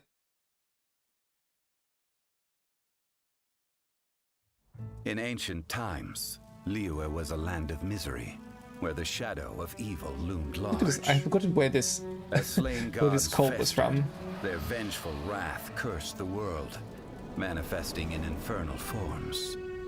When demons stirred, miasmas, monsters, and mutations infested the land.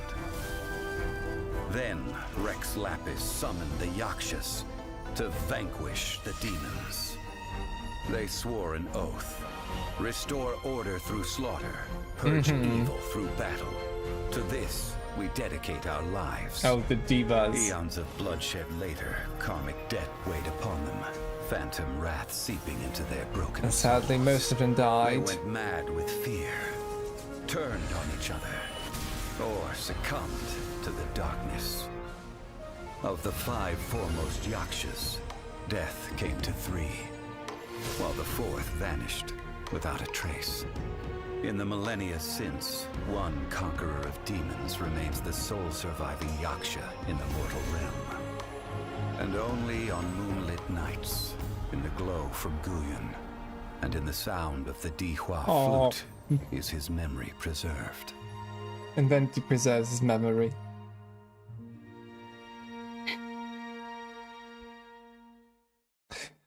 They make me so sick. Like the 100-year-old situationships.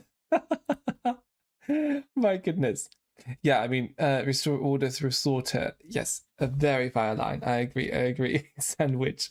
It really is a miraculous. I mean, Genshin has so many miraculous lines, you know? So many of them are incredibly poetic and also so well written, full of meaning without any extra words and whatnot. They're just so succinct and concise when they have to be. So I am saddened that they do have that Hoyoverse in general has a reputation of being, let's say, like a yap fest sort of company, as well as one that does lots of, let's say, like bloated content, which is definitely something that they do at times. But I don't know, in most cases I don't agree with people saying quests are too long or too drawn out. I usually just enjoy them personally. In most cases.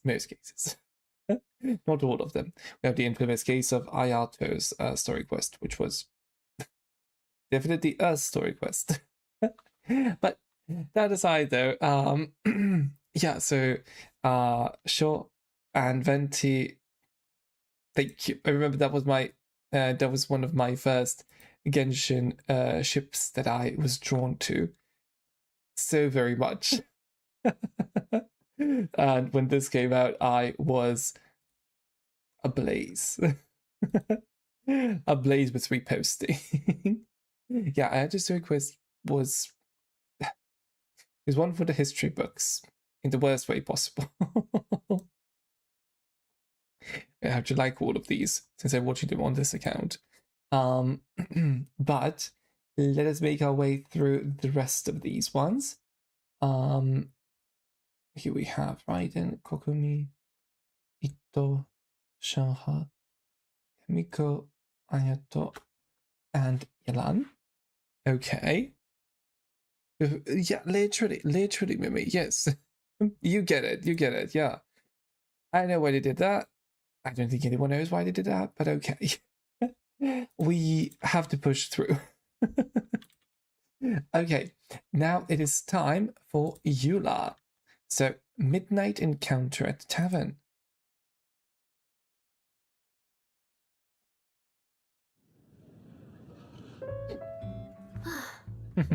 Thanks for sharing the table with me. To think all the other patrons are actually avoiding me. I'll remember this. She'll have her vengeance. Seriously, they cared that much about my lineage? Even if I were out for vengeance, they'd have to wait their turn. Yeah, she has a whole list of people to go through. The Gunhilder clan, the Roggenvinder clan, and the Lawrence clan are the three most prominent families in Mondstadt's history.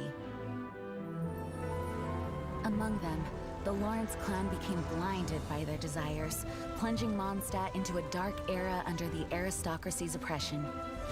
In time, Lady Vanessa overthrew the aristocracy Luckily. and established the Knights of Favonius, while the Lawrence clan quickly fell into obscurity.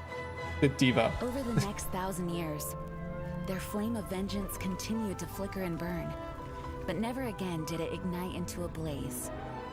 Perhaps the finishing blow to the Lawrence clan was she who is known as the Spindrift Knight, most gifted descendant of the Lawrence clan, Eula, joining the Knights of And her Favonius. theme in the background. Although the word vengeance is always upon her lips, she has proved time and again that she is a kind-hearted and honorable ally.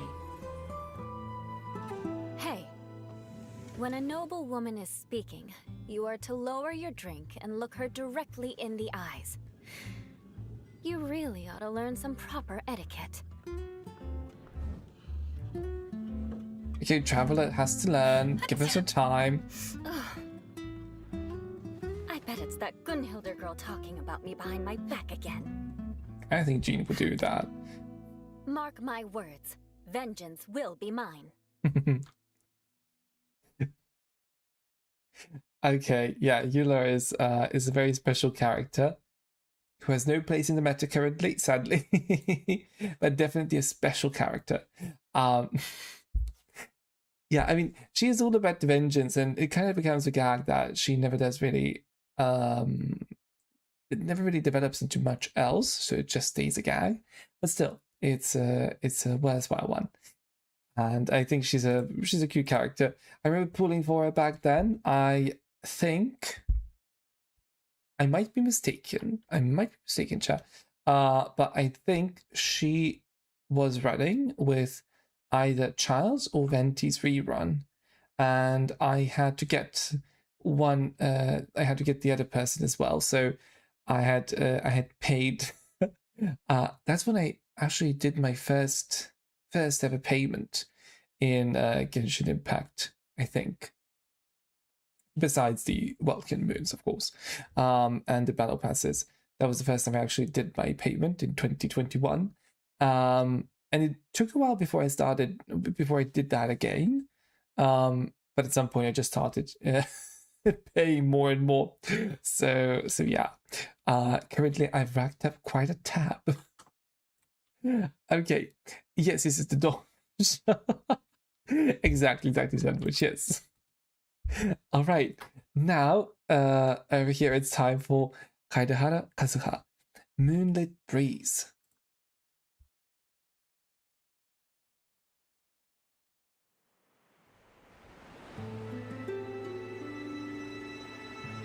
The sound of waves upon the shore and the rustle of leaves in a bamboo forest, they are not so dissimilar. Kazuha, I hope you don't think I risked taking you in just to listen to your musings. What are your musings on that, Kazuha? I'm aware. But we ought not waste the moonlight. Not before a big battle. Yes, poetry has to flow. Moonlight has to be used. Though some sake would make this better still. A big battle, you say? Yes. The scent on the wind is the same as on that night. The scent of danger. Don't move! I love when he was escaping Inazuma. Just a breath away until I reached the port.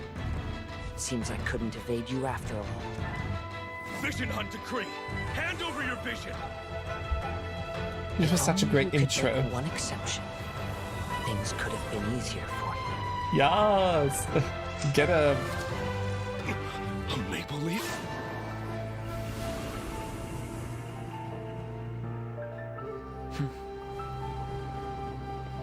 I say we lowered the sails, Beidou. A storm is coming.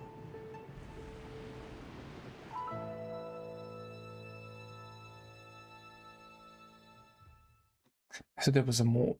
there was another line at the end. Never mind. The power of Canada. Bye, sandwich. Bye. Kazuha is a really, really pleasant character, and he really has a great story. Like his entire clan is involved in it, and you can experience it through events and his through many an event you can experience that and see how his clan has shaped him and how his friend has shaped him in a way too. Oh goodness. Also, chat, like at his shoulder, so this sort of decoration over there, this ornament he has, it looks almost like a question mark. I'm not sure if you can see it. But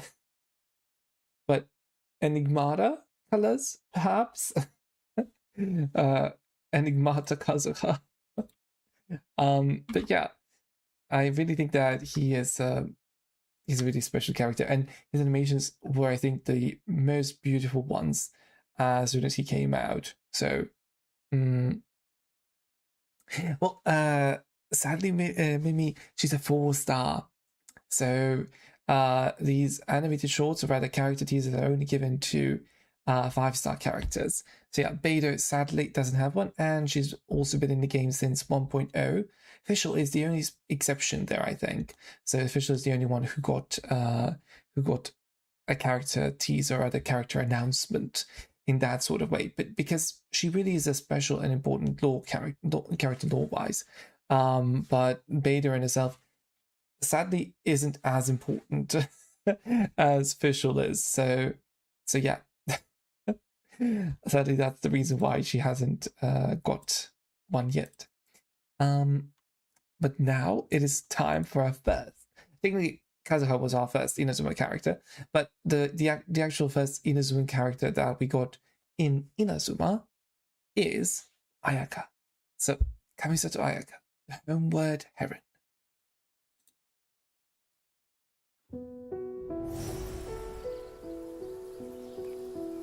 The Yashiro Commission's duty is to assist shrine maidens with sacred matters, and to manage distinguished artists of all kinds. Because of my upbringing, ever since I was a child, I've been studying etiquette.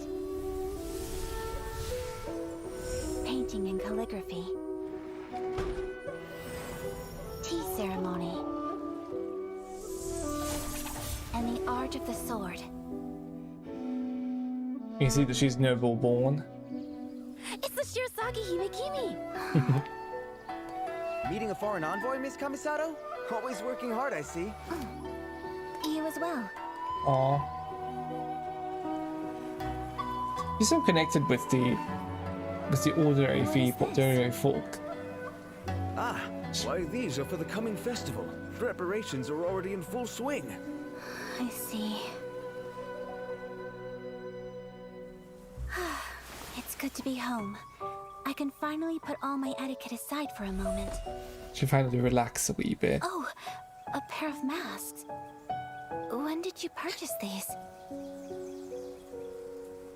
But as eldest daughter of the clan. Huh? Festivals? Well, oh, of course I've been to a festival.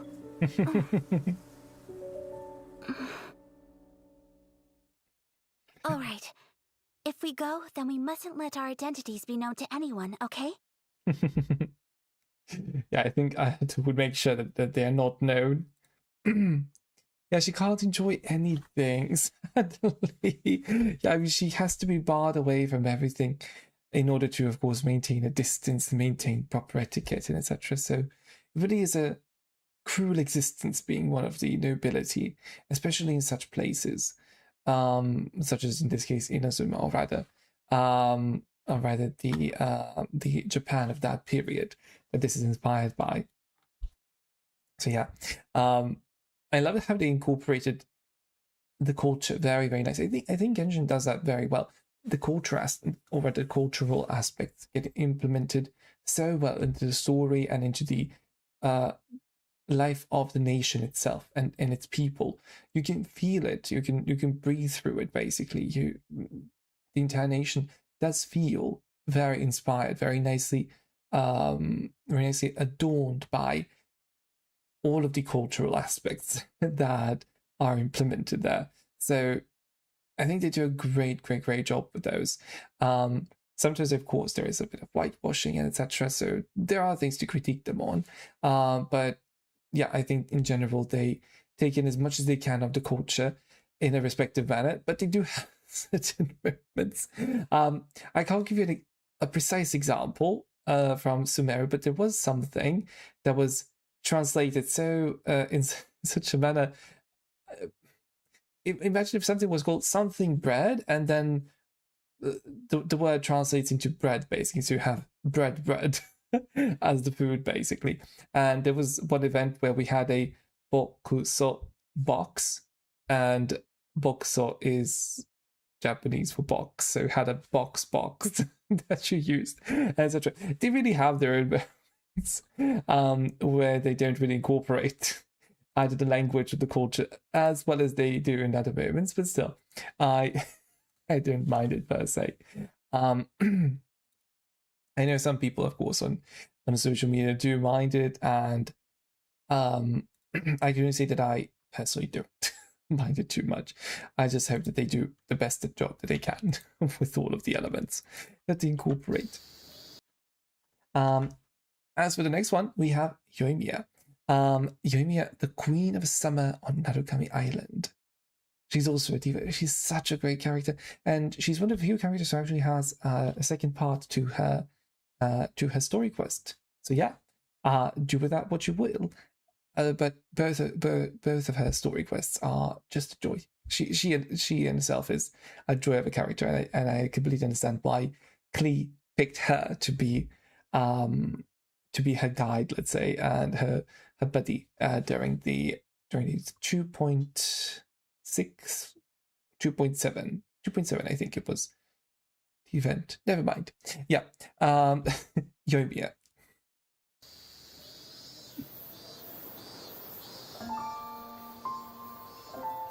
The best thing about summer on Narukami Island?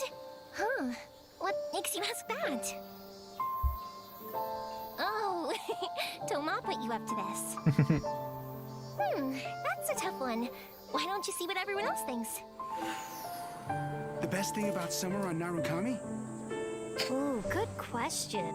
Let me think. I think we all know this one. The fireworks.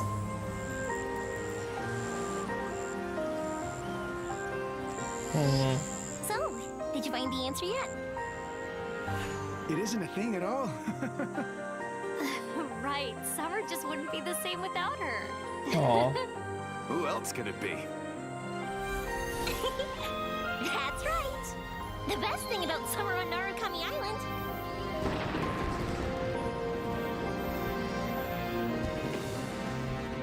Huh? What was it? It can be interpreted both as the fireworks show, but also as a... No, it's adorable. Yoimiya truly is one of the characters, such as Klee, Navi, etc., that just lights the mood up so well. So charismatic, so full of energy, so full of life in general. She's portrayed so nicely in the story. So yeah, that's it. Also short, just like fireworks. Yeah, that's what it's supposed to be like. And I think she has a great she poses a great contrast to the Raiden Shogun. When we go through Inazuma, we have to go through her story quest first, where we learn about the philosophy of the fleeting life and etc., and of beauty in the fleeting, compared to the Raiden Shogun who searches for eternity. So I think it's a great way to present two colliding thoughts and patterns that just we as players should be able to see, and we should try to somehow incorporate into our own lives as well, because we should always search for eternity in a sense, but also search for the fleeting and enjoy the fleeting too. Our next one, however, as a matter of fact, is the Raiden Shogun Nightmare. Yeah. Let's go. Let us see.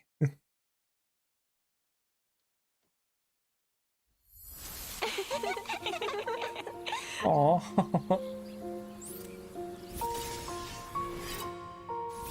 Nothingness. Stillness. An eternity.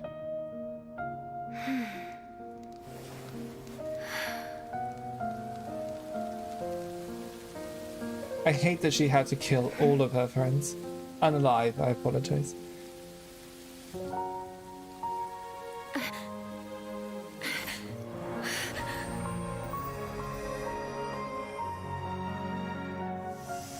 Now the ghastly remnants of her sister.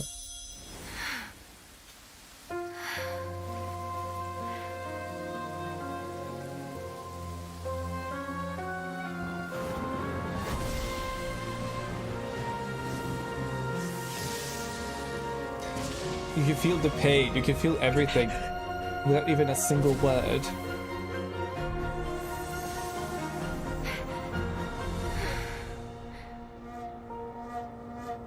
Hi Lorelei, hello.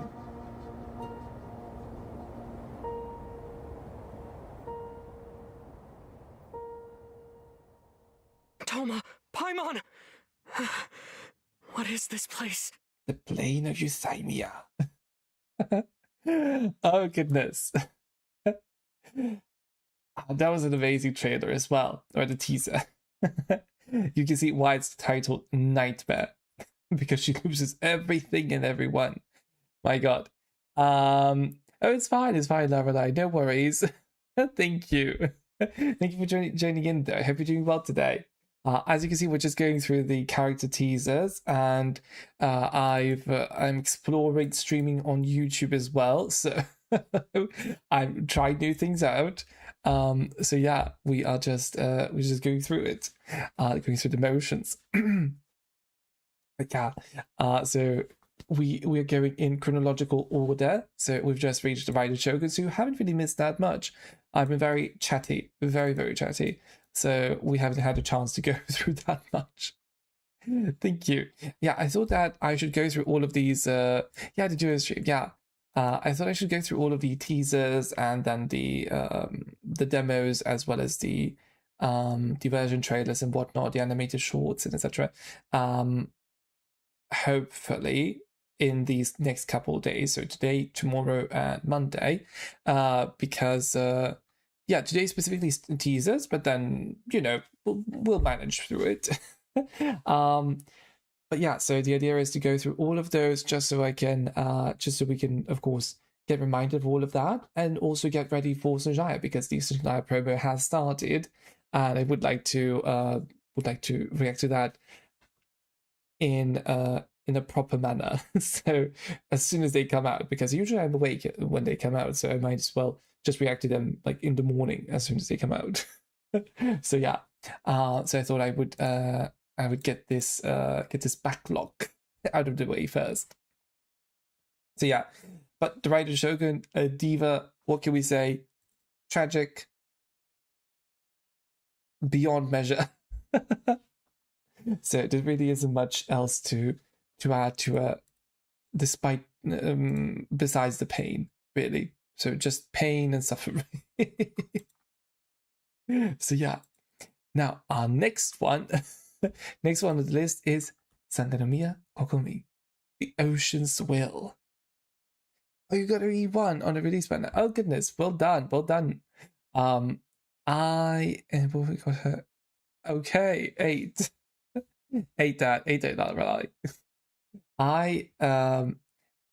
It took me a while to get her on her initial banner, of course. I did get her. But well done, nice. Oh really, baby? You don't like it that much? Oh yeah, I didn't tell you earlier, Chad, but I do remember my luckiest, I guess, random polls. Yeah, from Monster to Nordcry. Yeah. That's right. So we've gone through the first couple of the teasers, and now we're on these ones.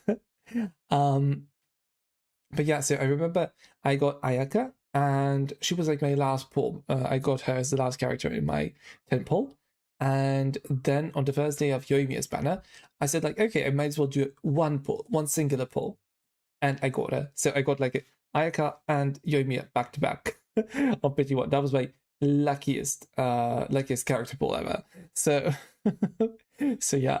And Kokomi I got like an early birthday gift from Genshin, because I got her on the 4th, and one of my best friend's birthdays is on the 4th of October. So yeah, this was almost like for her birthday as like an early gift. Yeah, I mean, well done, really, really well done, Laralai. It's amazing. Yeah, so I can understand why you would think that she's a nothing burger, Mimi. I wouldn't say that she is a nothing burger of a character, but she is badly portrayed in the story, and she has so much more to her than what we've seen, and I'm sad that she just got played like that. And also as a unit, she got played. Poor thing. Okay, let's play through it in 3, 2, 1.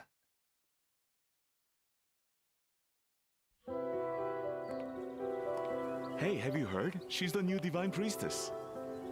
Whoa, but she's so young.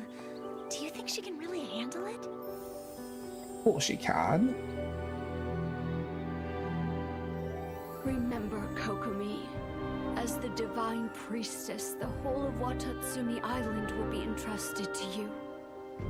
Though you may not be suited for such a role, from today onward, you must strive to meet the hopes of the people. You're right. The diva. Governing is not my forte. My true skills lie in the art of war, focused on the single purpose of victory. Our aim is to hit the enemy hard while minimizing casualties. In this battle, Gobius and Gogesia platoons will be decoys. If successful, we will besiege them. Otherwise, Swordfish platoon will flank the enemy and burn their provisions.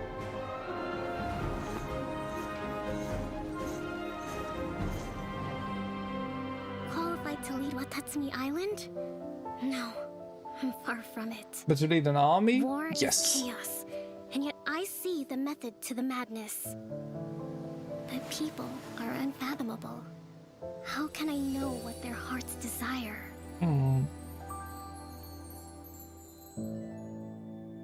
Please visit Sangonomiya Shrine sometime. I wish to talk. All of these have such lovely shots. War strategies, but indication is a full-fledged healer. Yes, yes, or blue machine. I agree, Laura, yes.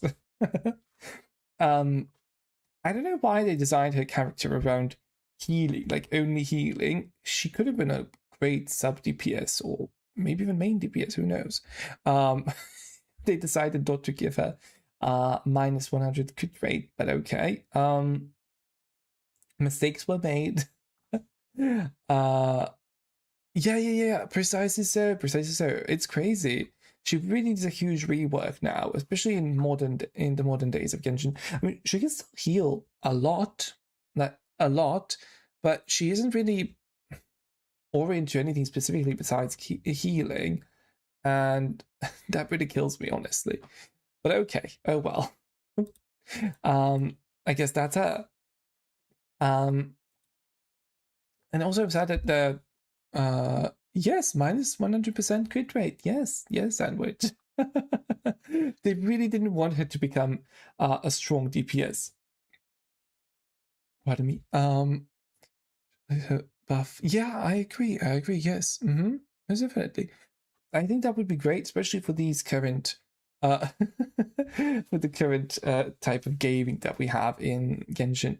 So either specialize her for something, I don't know, be it for Bloom, be it for I don't know, Vape maybe, or I don't know, just something. So yeah, I don't know. I don't know really what they wanted to do with her, what they planned on doing with her. But all right.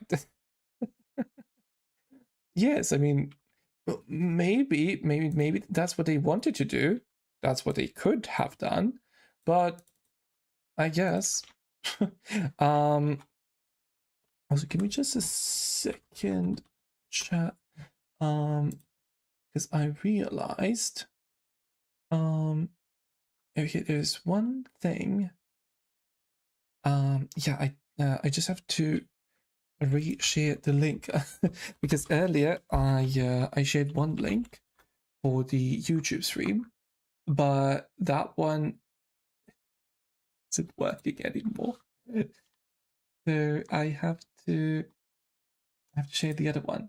So give me just a moment before we move onwards.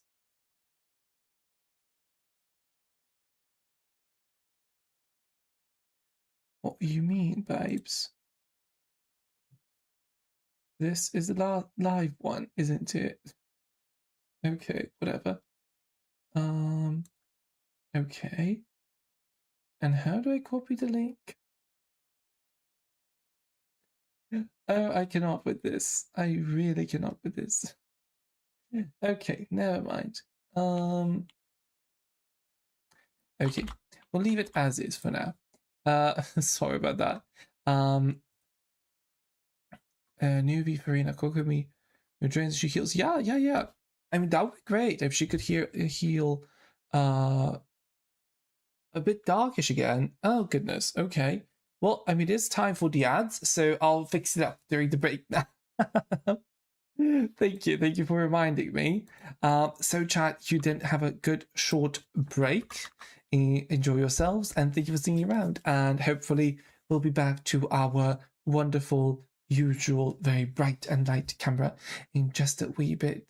So, see you in 3 minutes or so. Toodles.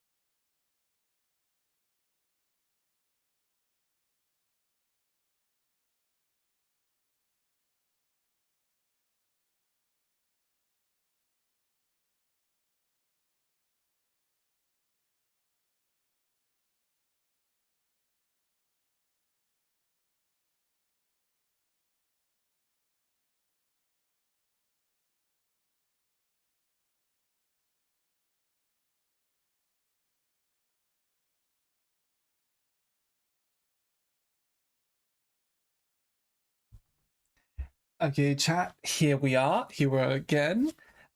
We are not that dark-sided anymore. So we've run away from the dark side of the moon, and we may continue onwards. So our first teaser, dark side.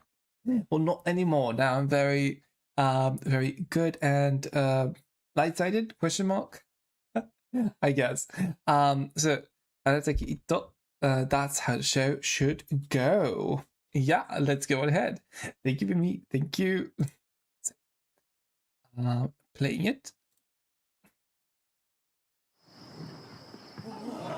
Thus the Shogunate deemed the Oni dangerous and dispatched its samurai to subdue them.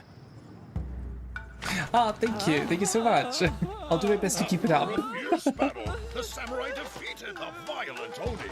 And, wait, is this the right script? I cannot with him. Ito and the comic relief. Anyway, in the end, humans and Oni overcame their differences. And they all lived happily ever after. Oh, what a circus. Now that's what I call a good show. Was it though, Ito? Was it really? The Arataki gang rules!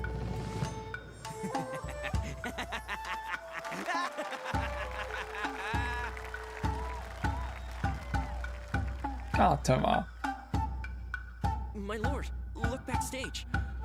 Yes, most entertaining. Pity that the Tenryu Commission has arrived. Arrest them! Huh? Uh-oh.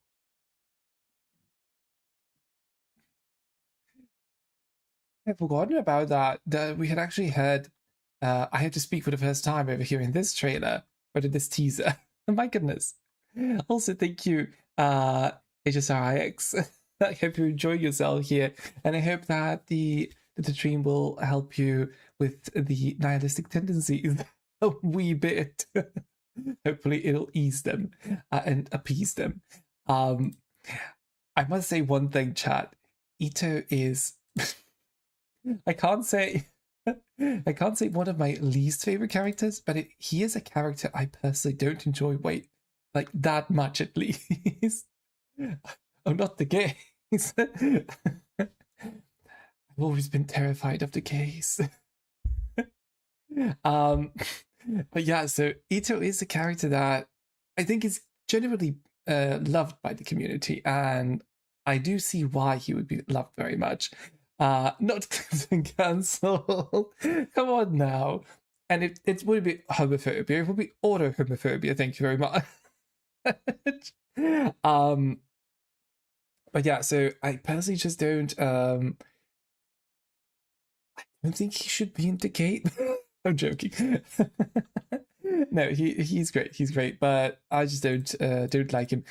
He's too foolish of a character, if you know what I mean. So. I just don't like those types of characters. They're comic reliefs, and there's nothing more to them than that, you know? So we have, for example, Nihilux in HSR. She does add great comic relief here and there, but she does have a lot of mystery to her, for example, etc. So you can be a good comic relief without just being a fool. And not in the elationist sense. But still though, for the progress of Inazuma, nothing. Absolutely nothing. You know, as is it Raiden Joker whose voice line of anime is like, who? So yeah, that's it. Literally, he really did nothing for the progression of the story. He appeared right after the story had completed, so he was the first character in 2.3, if I remember correctly. He goes to Beetle events, multiple events, which I do kind of like somewhat. I can't say they're my favorites, but still, they're fine. I don't know. I just don't. I'm trying not to be negative about him because I don't want to be. It's just that there are better characters that deserve more time in the limelight compared to him. But without further ado, let us move onwards onto another character who is, or no, not another, to a character that is unlike Ito, very wonderful. Oh goodness, I'll have to do my best not to talk too badly about Ito so much. But yeah, we have Shalha, a lonesome dream.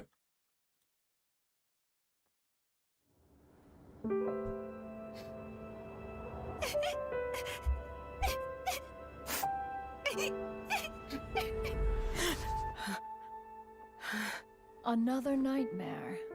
One has told you before. Be not complacent. The ropes are to be worn even while you sleep.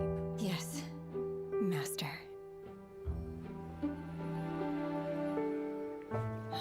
Imagine I have to wear ropes all the time. No need to train today.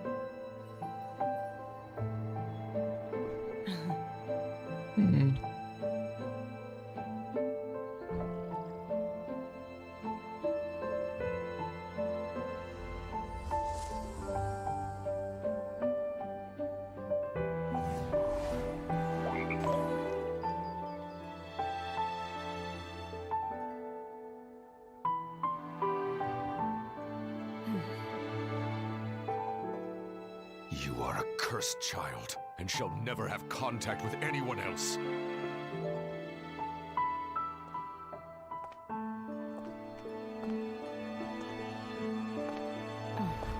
Oh, Ether.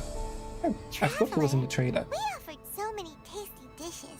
We're sure to get Cloud Retainer's attention, right? If she still doesn't want to meet us, then, maybe we can take all the food back. Well, don't take the food back, babes. Leave it there for her. She can make use of it. Oh, goodness. Jahara is one of those terribly tragic characters, but who does so much with her own tragedy and who does deal with it in a spectacular way. In a very culminating way. Exactly. I don't know why people want to jump on her. I think she's a great character. She should be more loved by the community and by her in general. They should give her reruns a bit more often. Do you remember that time when she hadn't rerun for like 2 years almost? That was crazy.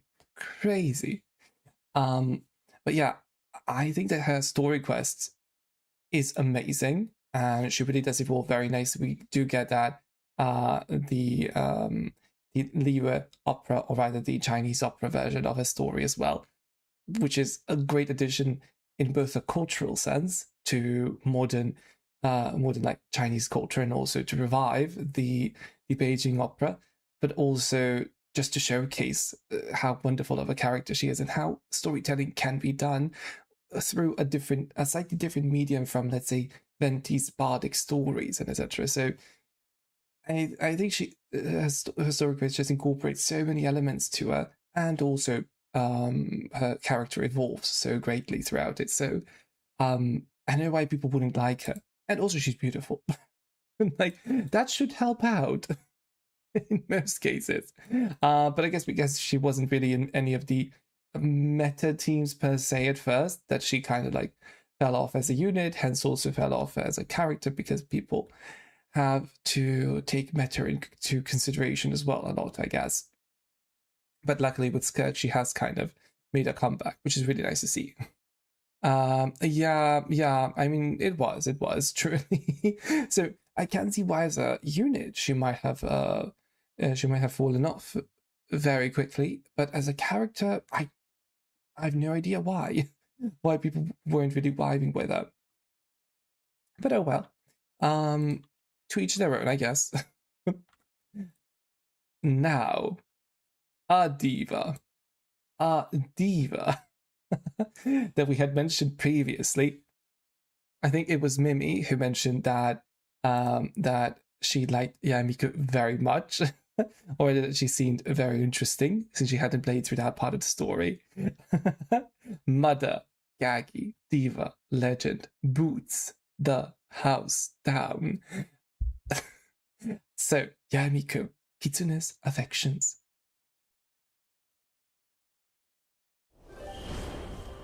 But that was sandwich. Sorry, sandwich. Oh, why do I feel like the standard of writing is going down by the day? Oh, because it is, my dear. Are my editors even doing their jobs? Huh? Ooh, this one's interesting. I won't be bored out of my mind tonight after all. That's the umbrella and the other yokai.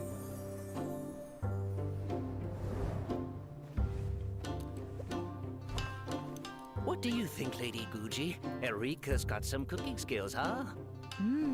The fried tofu is cooked to perfection, tender and juicy. The kushikatsu are freshly made, and the taste is quite to my liking. I'll take a few boxes worth to go, please.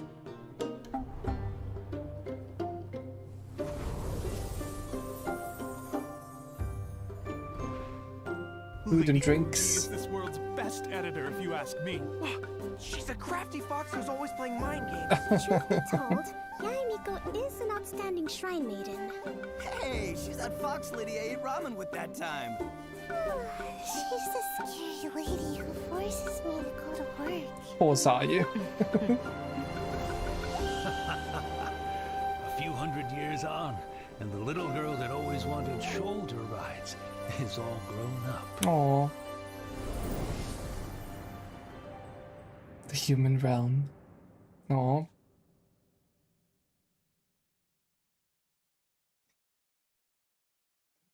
Honestly, chat, I have a thing for time and the passing of time and how bittersweet the passing of time is. It always just hits me in the right spot. I always get teary-eyed whenever such a thing is mentioned. So you can imagine just how I bawled my eyes out when playing through HSR's 3.7 quest, especially with Sereni. But yeah, so seeing the passing down through Yaemiko and her experiencing the passing of her friends, her yokai friends, and etc., was really a joy. I mean, I don't like seeing the passing of things in that sense, but I do like seeing how it influences people and how it affects people, especially in the game. I don't like that in real life. I don't wish anything bad upon people in real life. But in the game itself, it can be portrayed in a very beautiful, poetic way. So yeah, Miko really is one of those characters whom you wouldn't expect to showcase, let's say, maybe it's all right to say that you wouldn't expect her to showcase such depth, but rather you wouldn't expect to be presented with such emotional depth in her backstory. You would expect more of like a snarky comment here and there, or her being a trickster character as she is, etc. But not the emotional value that she puts on all the people and the yokai that she's met. So yeah, I think she really does showcase that in a wonderful way, especially with the cutscene from a story quest. I think I'll remember that forever. But yeah, that was Yaemiko, and I'm so glad she gets a buff now, or that she's getting a buff in around 10 days or so. That is going to be amazing. The true Bitcoin. I'm sad I don't have her on like C1 or C2. I will get a C1 very soon due to the new events, but besides that, I am sad that I don't have her on higher constellation level. But still, never mind that. We now have to watch through Kamisato Ayato, Lanterns in the Night. I don't know if I liked the previous one. Just a second though, chat. Sorry. I didn't. My goodness. I keep forgetting to like some of these. So please do remind me if I forget them. Okay, so Lanterns in the Night. Let's see what Ayato has for us. I'm not sure if I remember his at all. But let's see.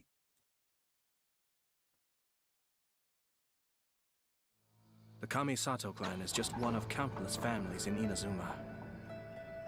Hence, there is nothing exceptional about my work. I do what must be done to ensure peace and stability for my family. Father. At home, Father. I am the clan head, or brother. In public, I am commissioner. But ultimately, I am just a normal person. When work is busy, I don't return home for days at a time. Once the present problems are resolved, there are still future dangers to prevent. He always has to work tirelessly, which This is... may sound vainglorious, but I do what I do so that everyone has a home to go back to. Aww. Most inconvenient. Time to find shelter. I wish for rain to fall. I need some rainfall now. Aww. Huh? Hello, my lord. What a surprise to run into you here, Ayato. His sister and his One lover. second. I'll go start some tea. Toromaru, come on, boy. Down you go. Hey, come on. You need to let me stand up.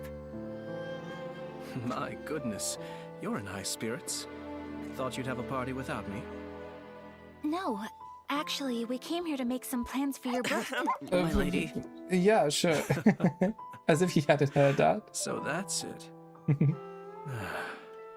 The chance to work and to live life. For the sake of these, people will draw their blade. I love the very ominous tone there near the end. Yeah, Ayato's quest was the worst. I don't think that's an unpopular opinion. Lorelai, I think that's a very popular opinion, one that most people would agree on. I think his was the worst story quest in the game that we've gotten thus far, which is very sad. I love him as a character, and I love his animations. His playstyle is, to quote Daily Dahlia, it's so unique, and it's so unique for the character that he's supposed to be. But yeah, so sadly, he didn't, as a character, give us much to work with. As a unit, he left much to be desired. Sadly,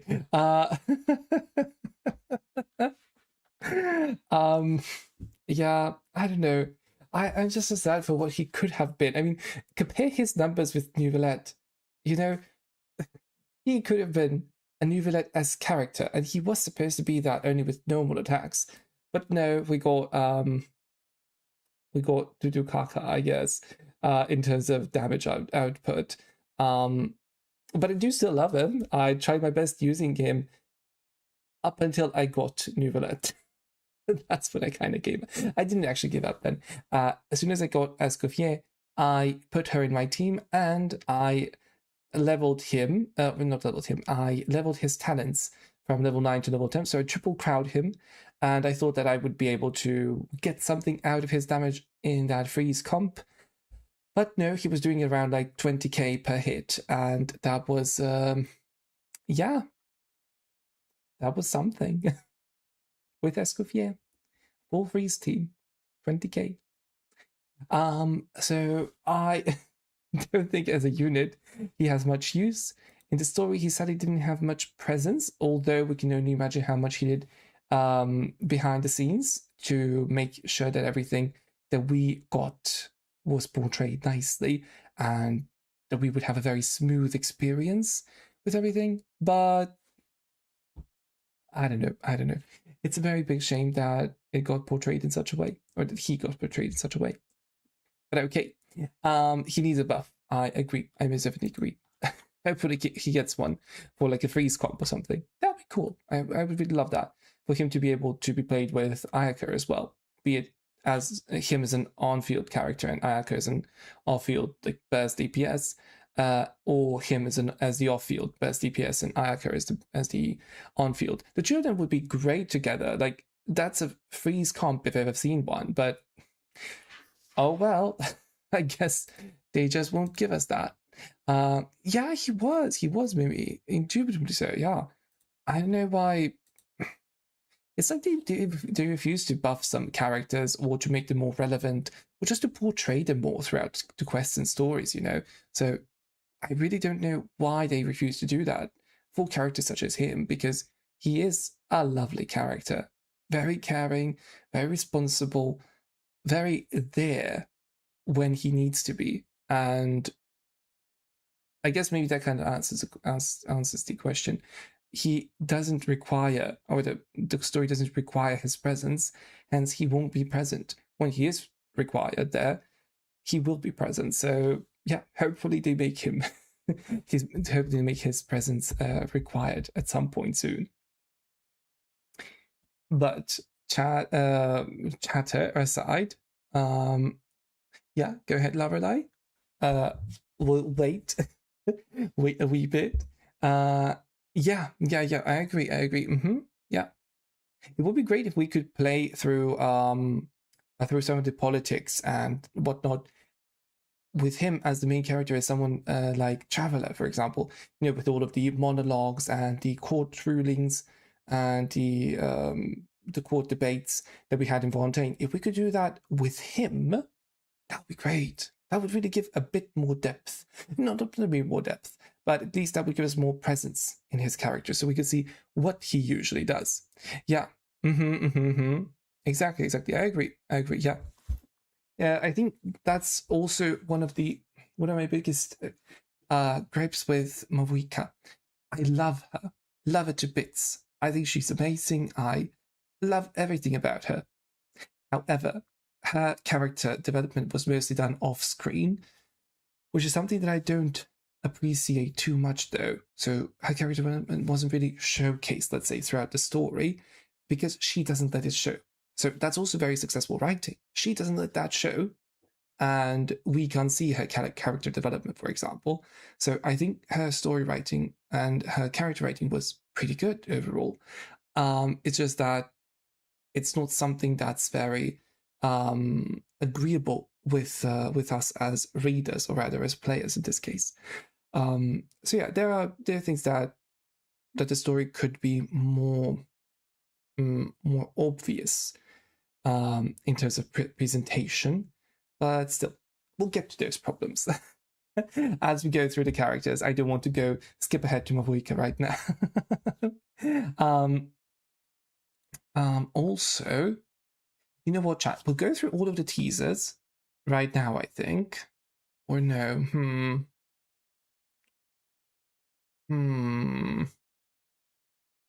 Yes, no. Of course. We're going through Nilo's teaser. No worries. Okay, we'll play through Yelan's teaser, and then we'll play through the Midnight Lasso. that one's an amazing, animation short. But yeah, I think we'll do it that way because it is kind of chronological. I forgot exactly where we got it though. Did we get it around 2.5 or something? I forget, really. But nevertheless, pardon me, let us play through it. 3, 2.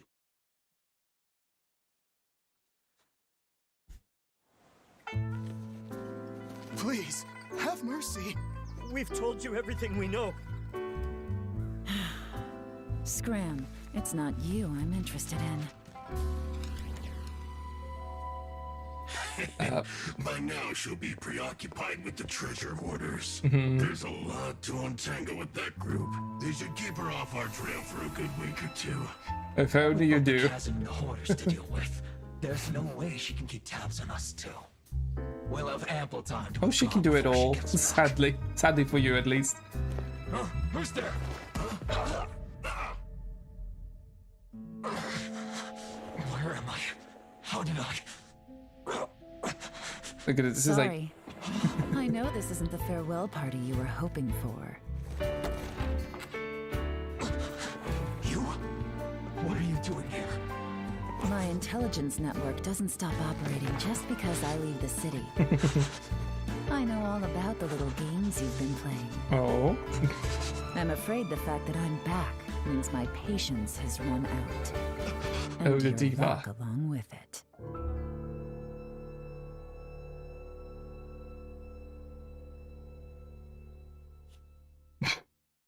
the diva. Look at this. I just imagine something. So imagine. Never mind. This sentence. So the fact that I'm back means that my patience has run out, and your luck along with it. And she uses the die in her alt. Asap Hamad. came to Plan Arcadia now because his patience has run out. Of course, that's not the reason, but still, it could be part of the reason. Aside from Kimiko coming back, she truly is a mother, and I was so surprised that people didn't really see her potential during her first run, only for her to be one of the must pulls during her rave run in 3.4, if I remember correctly. So I was so glad to see her again, such a great meta-defining spot at the time. And she really is a great character in general. She's portrayed very, very well. The only thing on her patch, yeah, of course, same here. I knew I would need her, and I loved her playstyle in general. I mean, she was a second Shincho, and she was kind of better than Shincho. So, the only thing that I have a gripe with regarding her, the chest, it gives very ZZZ. So, I think this was the first character in, who's because usually, I mean, you know, I'm a, as Luscious Massacre would say, I'm an FAG. I really don't pay attention to those sorts of things. Even if I do notice them, I just think of them as a beautiful part of the human anatomy and human body, in this case, a woman's body. But this was the first time that I had actually noticed a chest, let's say, in Genshin Impact. And I thought, like, okay, this is, I think, a bit too protruding for Genshin standards. I was very surprised by it, but still though, that part aside, so that bit of over-sexualization aside, I think she was wonderfully presented, and I love the design, the coat, the stolen coat, chef's kiss, truly. Though, wait, where was that? Okay, we don't have it here on the side. Okay, let us see. Same. Thank you, IX. My man, my Eon. Pardon me. Yeah, I mean, I do remember seeing it for the first time, and I was like, wait, is this really a Genshin design?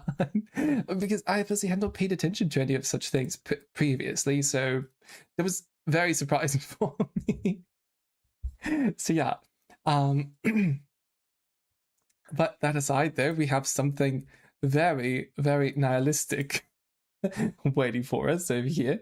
And also, let me open up all of the all of the Sumeru trailers, or the teasers, pardon me, because we are in the land of Sumeru now, in the land of wisdom. I think this is the only animated short. Do correct me though if there is another one, but I don't think there is another one. It should be the only one. Hopefully. So, Teyvat chapter interlude teaser, A Winter Night's Lasso.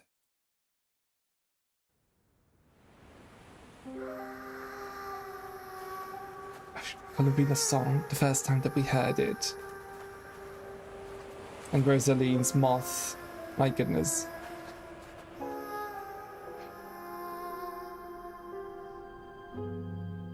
The sages think themselves to be all-knowing, but we alone are wise to the virtue in those acts of folly. In this war, not even a single pawn may be spared. And the no CZSD. Because on this chessboard, checkmate is not where the game ends. What a bar. What a bar. The slow freezing of everything here. The chapel of the church. And seeing them all for the first time, my goodness. We are gathered here today to remember our dear comrade. Janella. In honor of her sacrifice, all work should halt for half a day as the nation mourns her passing.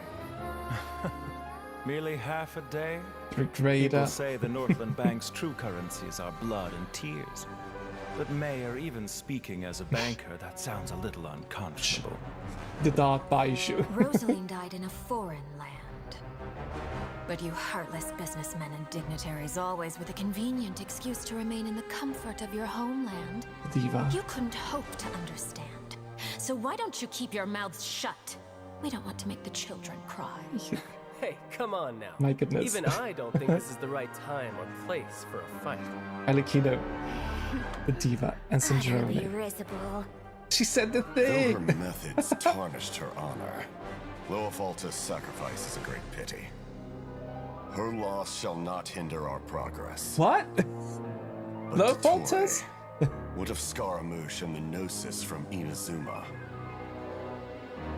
Conventional wisdom holds that divine knowledge cannot be rationally comprehended. After conquering the divine gaze, he will make his next move. Mm-hmm. The Torre. It's time to end tonight's foolish theatrics. Right now, you have no captive audience. Let every worthy sacrifice be carved in ice.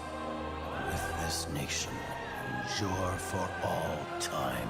What an iconic shot. In the name of Her Majesty the Tsaritsa, we will seize authority from the gods.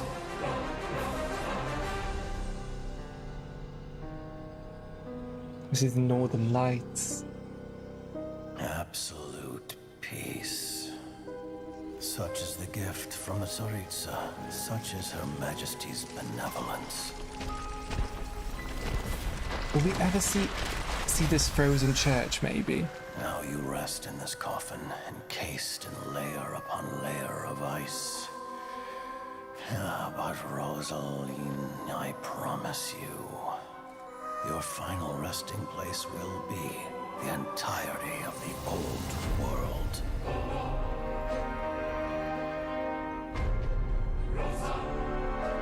My god, it's amazing. I must say, you're looking very young today, Doctor. You know very well that I do not take that as a compliment. So, where's the segment in the prime of his life then? Love the hate in his voice. He's busy with a little experiment in blasphemy. My goodness. And to get the resolution. Okay, Master Tainari. Resolution of that vision. My god. What was that?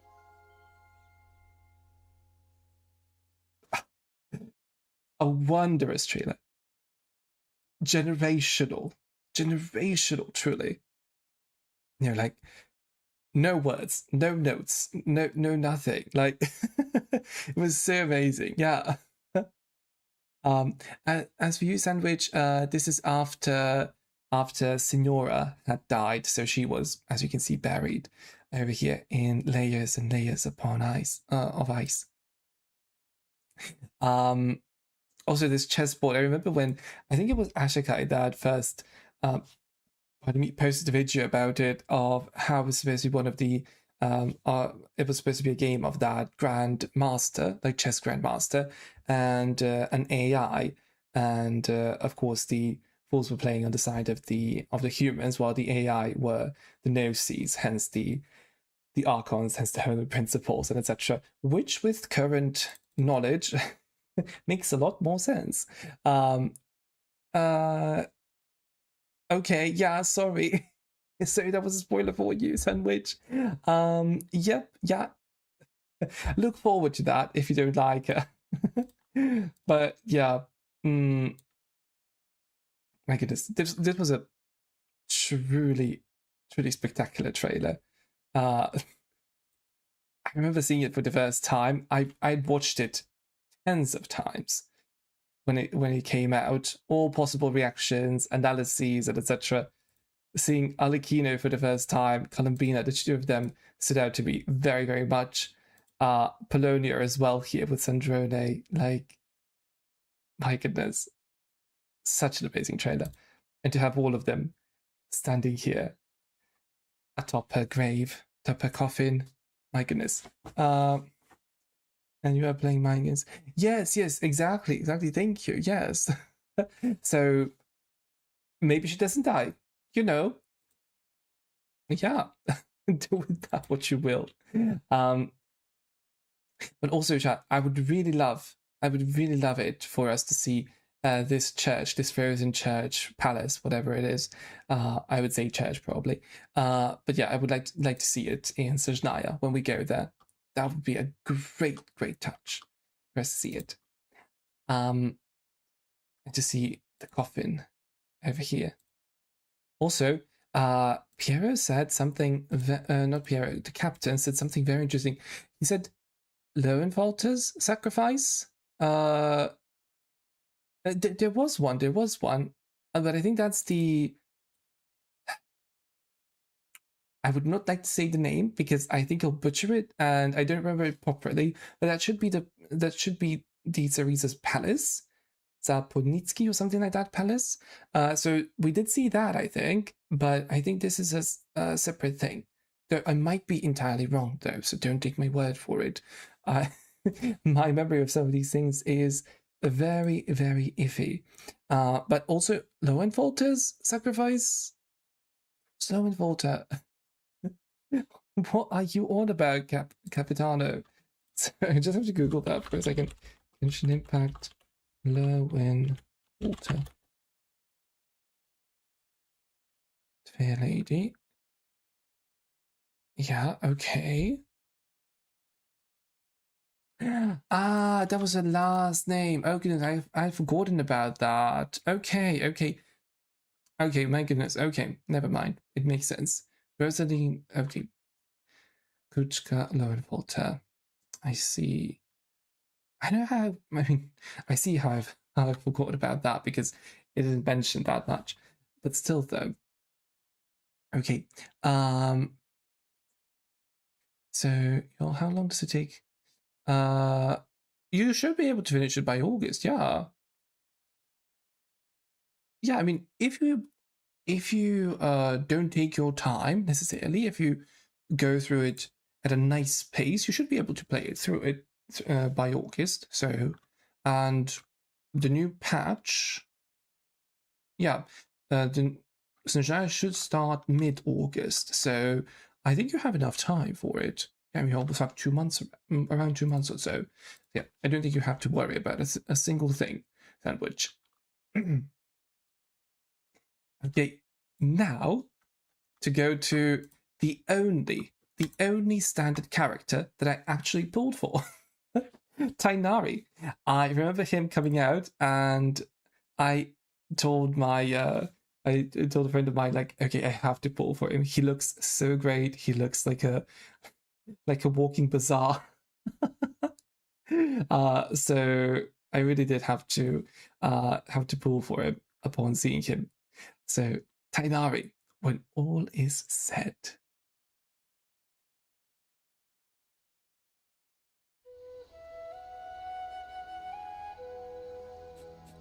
Dear Master, I trust this letter finds you well. Thank you for your kind offer of an academia post, but I'm afraid I must decline. I have taken up residence in the Avidya Forest, where I work as a forest watcher. Not an illustrious position, but my proximity to the rainforest ecosystem allows me to research it in great detail. He's one of the underrated characters, in my opinion. Something is ailing the forest. I'm sure of it. Oh, with the ring. And just as a doctor won't abandon their patients, I will not abandon the forest. It reminds me of Hyacinth. You promised me status and reputation, yet I do not care for these. Though if you are amenable, please consider sending some researchers to help investigate this strange phenomena in the forest. Sincerely, your student, Tighnari. Oh, goodness. Yeah, that is his old VA. I was also a bit taken aback. I'm glad it's giving you motivation to catch up, Sandwich. But yeah, I think you'll be able to go through it. Yeah, don't worry. Don't worry about it. But still, though, play through it as much as you can. Like, play through it a wee bit, like an hour a day or so, and you should be able to get through a lot of the content. So if you can play more than that, wonderful. If not, then play through it as much as you can, as much as you seem, as much as it gives you joy. So don't overdo it, and don't just rush through things just to finish them. So just let yourself enjoy them. That's what always a story should be like. Enjoyed. And also, of course, you can jumpstart Snezhnaya as soon as it comes out, so you needn't worry about completing everything in the story prior to it, though it would be great because you would know, of course, the references, the lore, and whatnot. That said, though, Tighnari, I remember his story quest, or I didn't remember his story quest that much until a friend of mine had played through it, and then I was reminded of just how wonderful his story quest is, because on first play, I didn't really get attached to him too much, but what saved his story quest, in my opinion, was that robot. I forgot its name, though, but you remember that robot that then roams through his through the botanical gardens. So that robot that tries to save his creator by putting random that one. Exactly, maybe the one that tries to Ben. Is it really called Ben? If so, then yeah, that's right. So Ben is so tragic, and I was so drawn to him, to it, whatever. And I don't know, it always makes me incredibly sad. Just seeing that small robot and being reminded of how it just places the cogs and all of the other spare parts atop its creator, for the creator never to wake up because the creator had died. Karkata, Ben is death. Yeah. You're right. Thank you. Yeah, I've played through these things a long time ago, so I didn't remember all the names very, very well. So thank you for the reminder. But yeah, so that was our first Sumeru character, and it only gets better from here. But I think they did a pretty good job with Tighnari. So he really does do what he's supposed to do in the story, and his dynamics with Cyno are just wonderful, just wonderful. So let's see Cyno's A Just Punishment.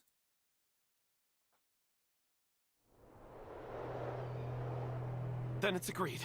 You ensure my personal safety, and I will share the research materials with you. All this fuss just over some risky research. What are you so scared of?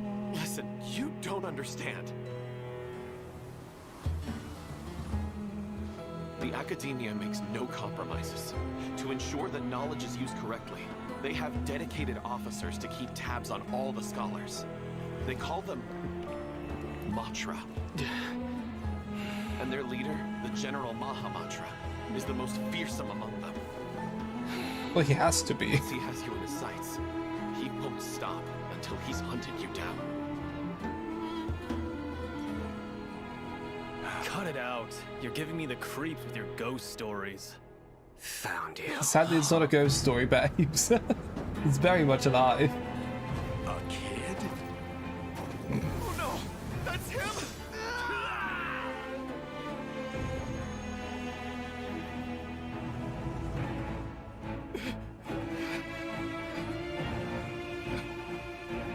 Just turn yourself in. There's no running away, I think. When your thugs have no idea how much I've sacrificed! When you're thugs. Save your energy. It's a long walk back. If you have any final words, save them for Judgment Day. Okay, Mr. 60k DPS. Oh goodness, but it really did him dirty in the meta. His VA is amazing. Truly amazing. Yeah. I guess that's the advantage of playing the game for all its aspects.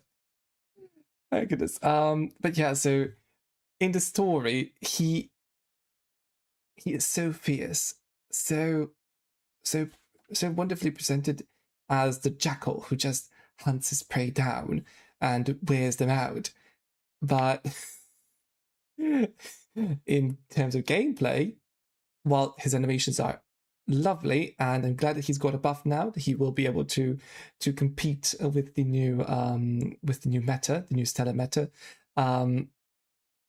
I really am sad to see that he's had to endure for so long without any like proper teammates and etc. So without any proper niche to play to be played in.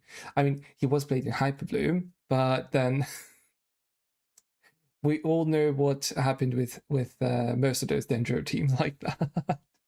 But yeah, his VA is amazing. I watch his videos and reactions from time to time, whenever I can at least. I mean, why I even started the channel and these reactions, and playthroughs and etc. was because I've watched so many people react to playthrough things, and at one point I watched more than I played myself. So then I thought like, okay, well, I might as well play through things. I might as well be the one people would watch or watch just play, you know? So, yeah, but I do love watching reactions in general, and his reactions are always very, very on point. Very lively. He's so energetic all the time. So I'm not sure if you follow him, chat, but he really is just a ball of energy, excitement, and really, really great atmosphere in chat. So if you decoded now, you shall join. Well, and he does have the purple. He does have the purple. So I think that was. I think he was just predestined for the Nihility. All right, so we have Sino, and now Lorelei, the thing you've been waiting for, it would seem. So, let me say this in a very terrible way. Nilo, sorry, Nilo, Dancing Grace.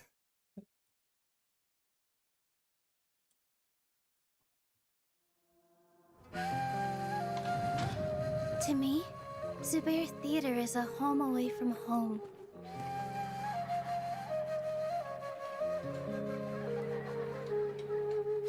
Cheers!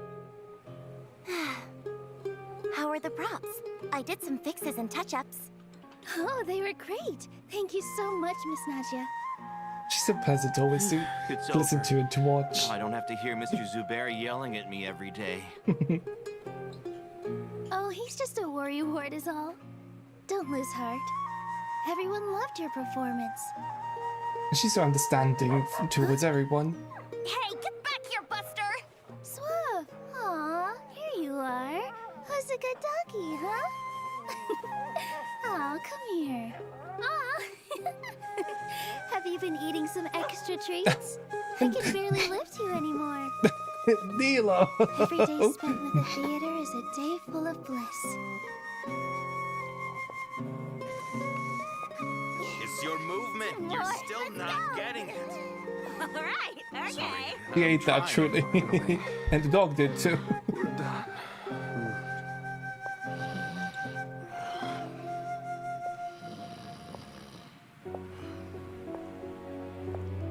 Without everyone's tireless efforts, this special place wouldn't exist. I always wish this show could last a little longer.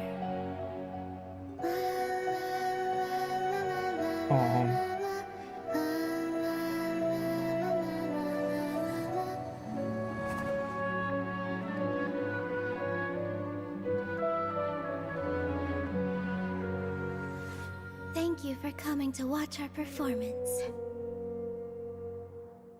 Oh, the diva. I love her.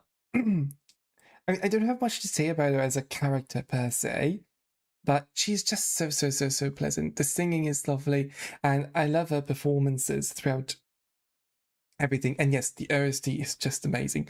Sumeru's OST in general is one of the best ones. I mean, all of them are so great. Like, I cannot.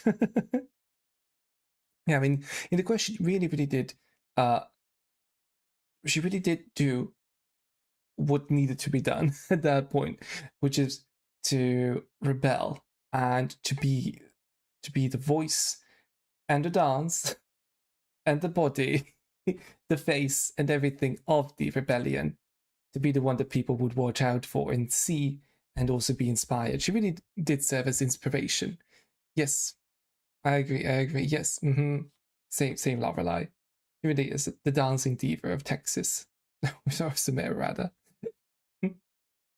And also, I love how she basically went like Demi Lovato to the dog, like, "Hi, Betty." I cannot.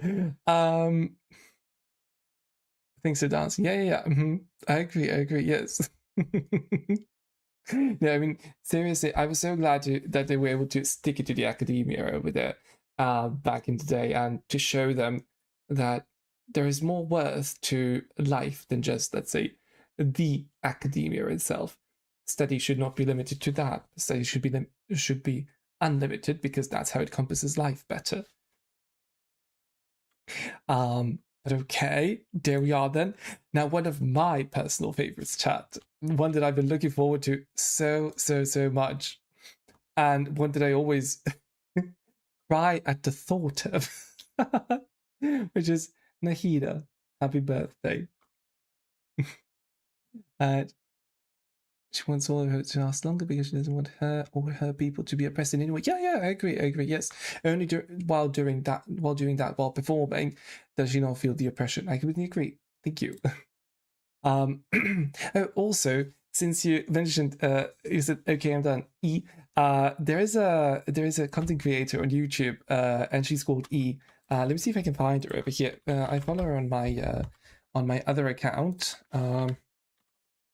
Let's see if I can get her. Probably not that way. E channel. No. Yeah, I forgot that we have E as wait, I actually remember one of not the bad thing is. Wait there, how can I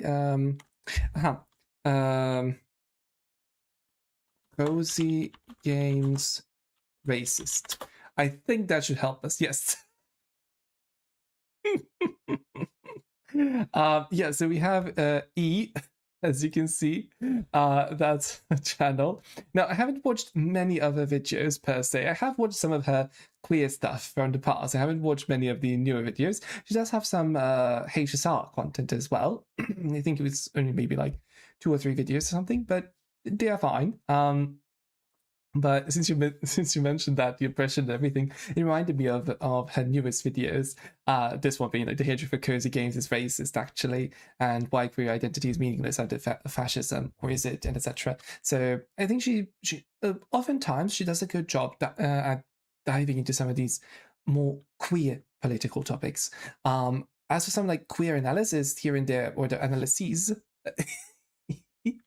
I can't say I fully agree with all of her queer analyses and cherry picking at times, let's say, especially, for example, with like Final and Mighty and etc.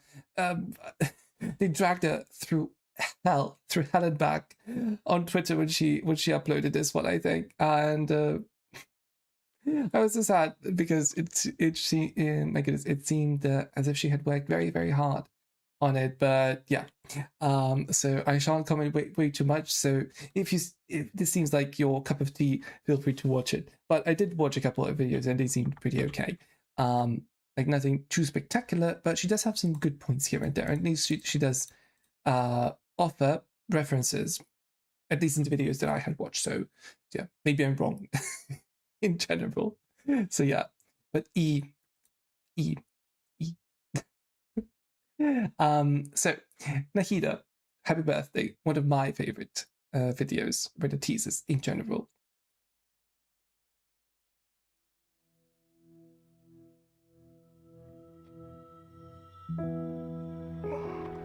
When I woke up, I was riding in a flower carriage. I just had a dream. I dreamed it was my birthday. Oh, poor thing. In the dream, the Knight of Flowers and his retainers found me. Oh, Archon, we finally found you. The people can't wait to meet you. And the OST here is The wonderful. Teasers festival began, and everyone smiled as they gathered around me.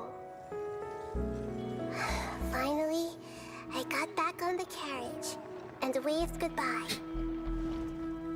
Oh, When Nahida. I woke up, I was riding in a flower carriage. I just had a dream.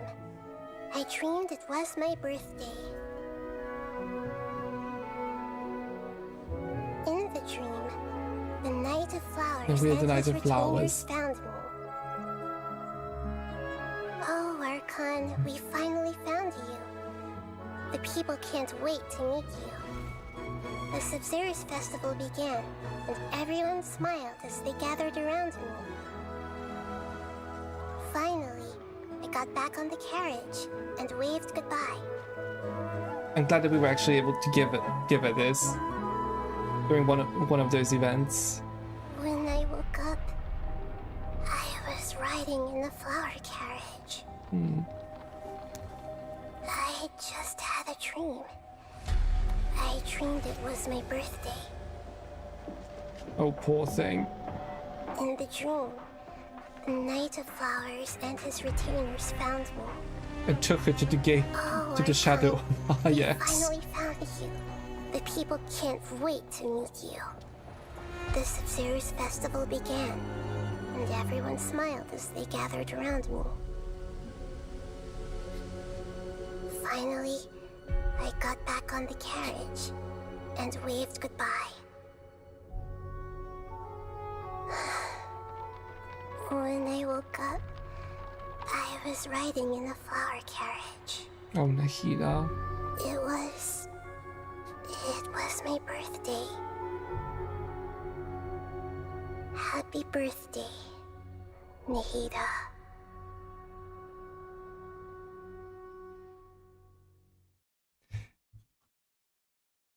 Chat, I see that we got ads over there on Twitch, but we shall continue talking here.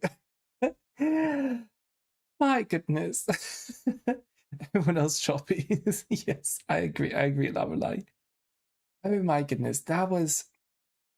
I have to clear my tears up, my goodness. Yeah, I really adore that trailer, or that teaser. It's so lovely.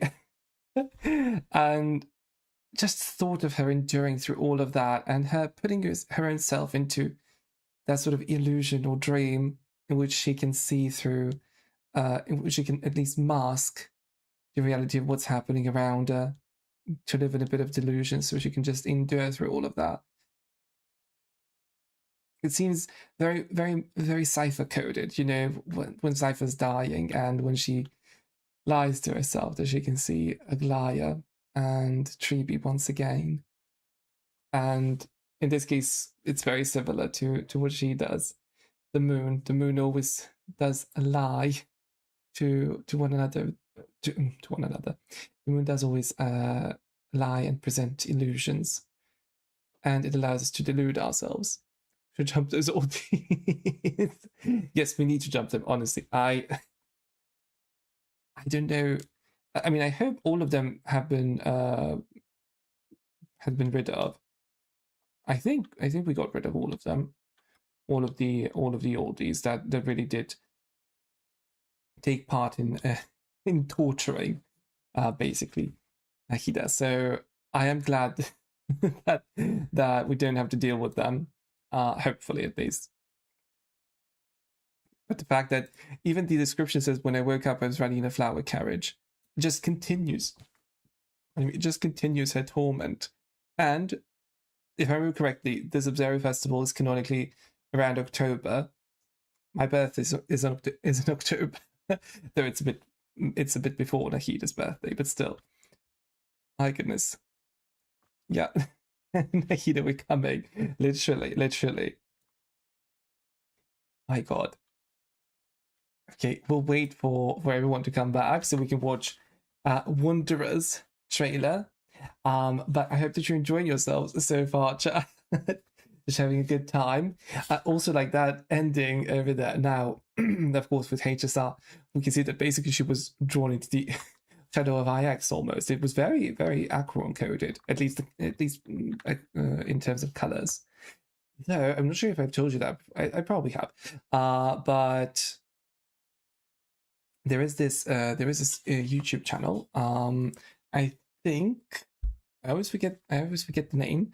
I always think that it's like Symposium or something like that, but I think it's Allegory. It should be Allegory. Yeah, that's the one. Thank you, Seth, which I'm glad you're enjoying yourself. Allegory has wonderful thank you. Yeah, I will be doing the reactions more often, especially these days. But yeah, Allegory has wonderful videos, chat. So if you're interested in very, very high quality connections and whatnot, I definitely do recommend Allegory in terms of HSR. I haven't watched the newest one, Why Do Jellyfish Swim? But in this one, the science fiction, they did connect the Enigmata and the Nihility into a singular, not a singular concept, of course, but they did connect them based on how things are presented. So yeah, do with that what you will. But a very, very interesting video and a very interesting interpreter. Let's call them an interpreter. They're not a critic because they don't critique things, but they do interpret things. So yeah, I'll just drink some water while we wait for the ads over there to end.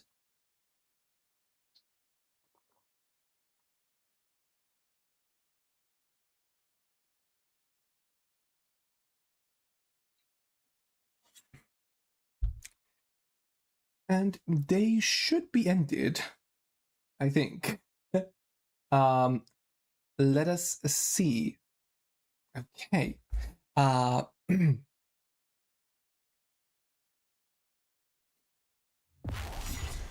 Once more, I have lost my heart. Scaramouche. My skin feels like it's on fire. Burning me alive. Turning me to ash. You mean, you wish you had a heart? Have you ever heard this story before? There once was a puppet soldier whose greatest wish was to be the ballerina doll forever and ever. But the soldier didn't have a heart and didn't know where his feelings came from. One day, his owner didn't want him anymore and threw him away into a fire. Poor But thing. even in the flames, his eyes never left the ballerina. The next day, the people found a tiny heart in the ashes left by the fire.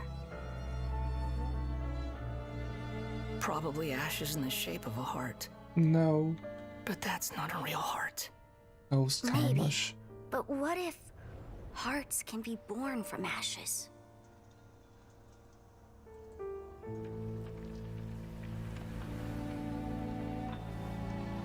How dare you die like this? What a bar. And break your promise to me.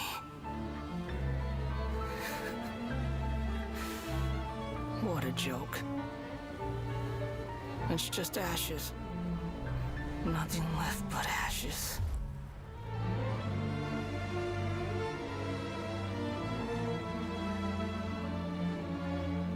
If only I could have burned to death in that fire too. No. In fact, I wish I'd never been born at all. Oh, poor thing.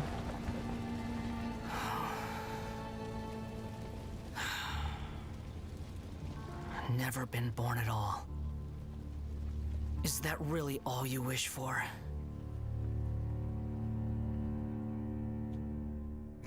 Oh, the diva. The diva.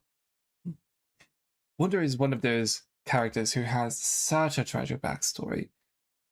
And it's used so well. He wishes not to have been born at all. He wishes to be destroyed, to become ashes. he wishes to become the heart, the inexistent heart. Yet he does become that in the end, when he does unbirth himself, in a sense, when he does unalive himself. That is when he finds his own heart, and it's a wonderful, wonderful tale. It's kind of like I think it's a bit inspired by the Tin Man, of course, in The Wizard of Oz, and you can see this like common search for a heart. We can see that in Nether as well, a bit in Sandrone too. All of these mechanical creations yearn for a heart, yearn to be understood in a certain way. That's a very good trope, honestly. Usually tropes tend to be overused, but I think this trope is a very good one. A very nice one. Yeah. Yeah, what to do? What to say? I mean, also this line over here. Wait, which one was it? Tiny shape of a heart. What if hearts can be born from ashes? It sounds very much like a Kingdom Hearts sort of line. Such a great one. A real bar, if you would. What if hearts can be born from ashes? Yeah. Okay, that's our standout sentence from this one. So, also, but if despair does not lead to destruction, something new will arise from the ashes. That's very applicable to HSR as well. Very much so. Oh, I see that I'm a bit dark-sided now currently. Okay, chat, I shall be right back before we continue. We'll continue onwards so that we can just change this for a second. Let me just stand up real quick. Usually that helps solve the problem. Because the problem has to exist for some reason. But since it does have to exist, okay, I think the lighting has readjusted a wee bit. It ought to have readjusted, but we'll see. We'll see. So let me just sit back down. Okay, yeah, should be much better. Okay, now we are back. We are back into the light, and now we have Alhaitham. Questions and silence.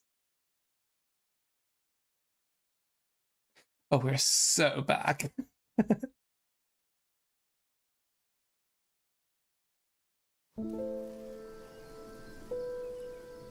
The origins of writing are lost to time, and it is forbidden to investigate the genesis of language. But since their inception, these symbols have silently recorded everything. The skies, the stars, the mountains, and the birds. Conflict.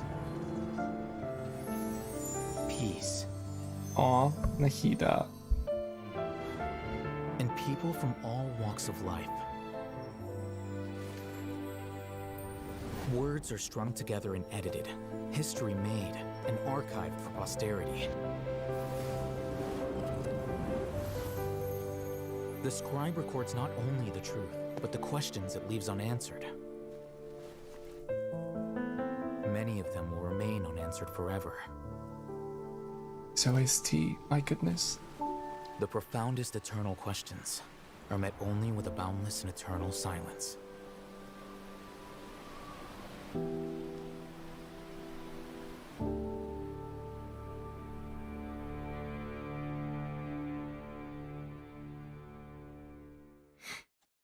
Brava, brava. That was... What to say? What to say about Alhaitham? Like, he is such... He's a great character. He has certain flaws, of course, and that's why he's a realistic character. And he's very vain, very arrogant at times too. Though, of course, he does have things to back it up. But this pondering on what the scribe is and what an archivist is supposed to be, how we are to archive history, and just human existence in general, whether we're supposed to answer the unanswerable questions or just leave them to ponder themselves and us to ponder them too, in this sort of, let's say, web of pondering, if you would. I don't know. I think he poses really, really great questions and just gives us wonderful lines. So yeah, many good bars over there. Another bar. And he was your first and only Dendro character, Mimi. Wonderful. I mean, he was great. He was the one of the top 3 DPSs back in his prime. Currently, he's fallen off a bit, sadly, in the meta, but still, though, you can still make use of him. And hopefully he will make a comeback in the meta at some point soon. We pray. I would love that for him, really. Yeah, he's a diva. He really is a diva. So you'll see that. You'll see that as you play through Sandwich. So yeah. Sorry, chat. I managed not to hit you this time around while shadowboxing. Okay. Now, our next character, our penultimate character in Sumeru, is Dia. Dia? We learn to dodge, yes. Oh goodness. Dia. Dawn over the sand. Kit-wise, yes. Yes. Sadly, an abhorrent kit, really. I don't know what they were thinking with it. I really have no idea. No idea? Sider would be very proud. Dia? Can the wall really keep the sandstorms out? She never meant for it to keep anything out.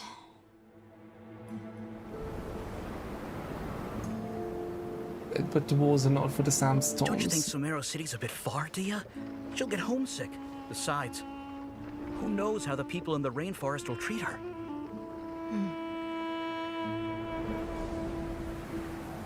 Please, can't you let us in? No, entry's prohibited. But the sandstorm is raging, and we have a child with us. You hard of hearing, no means no. My goodness.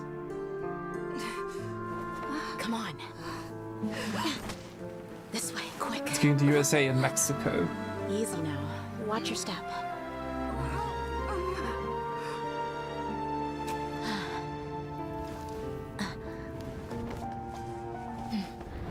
Don't worry. If they do find you, I'll handle it. Relax. Just trust the Dendro Archon. Things are different now. Whatever you say. But what are you planning with all that Mora? Isn't that like your whole life savings? You'll see when we get there. No. All right, we'll take good care of the girl. Your generous donation will be used to provide for the desert orphans. Yeah, she always donates to the orphanage. For the fund. How about the Wall of Hope? Hmm. That wall was never meant for keeping things out. It was for protection. Mm-hmm. I hope the kids can forget about all the sandstorms and have a chance at a real life. Oh, mother. Mother. My goodness. No, she's an amazing character, really. I love how charitable she is, how just pleasant she is to both talk with, and just how humble she is, how giving she is. You know, so I can't say a single bad thing about her, except for a kid. So that's the only bad thing about her. But I don't think that's the worst thing a character can get. So at least she got a good character and a huge, huge, huge heart. Her and Dunya's art really do make me sick in the best way possible. Yeah. Sorry for the part earlier. Yeah, her weapon is yeah. I don't know. honestly, I don't know why the standard banner characters' signature weapons are not added to the standard banner as well. Makes no sense. No sense at all. And yeah, luckily Sino was the only one clapping in the background. Terrible puns. Sorry about that. But we are in Sumeru after all. I do have to be a bit punny. Now for the elusive Chanteuse, Baiju, an elusive curative.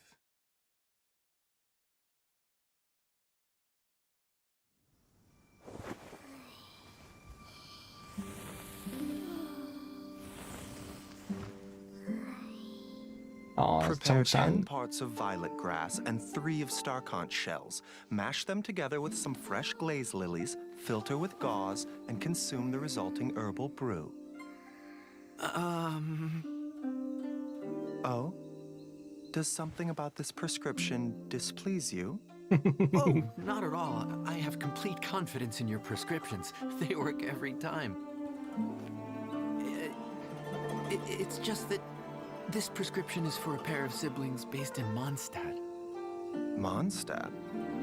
Then these ingredients will not be easy to procure. I didn't realize Most of them are fine. It's just the glazed lilies. They don't come cheap, especially not fresh ones. Poor Anthony will have to work a lot of extra hours to afford this.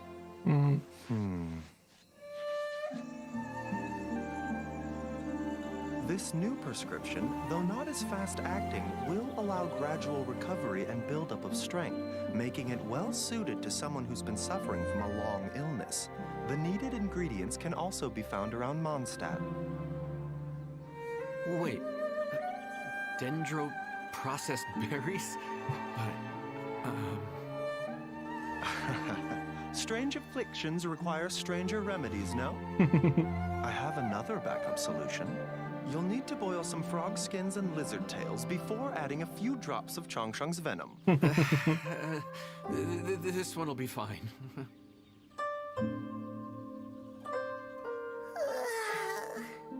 Wait a minute. A few drips of what from who? The two divas. The two divas. Love them to bits. Love them to bits, honestly. Chongsheng is the only snake that I adore. Good. Thank you, Lorelei. Thank you for liking him.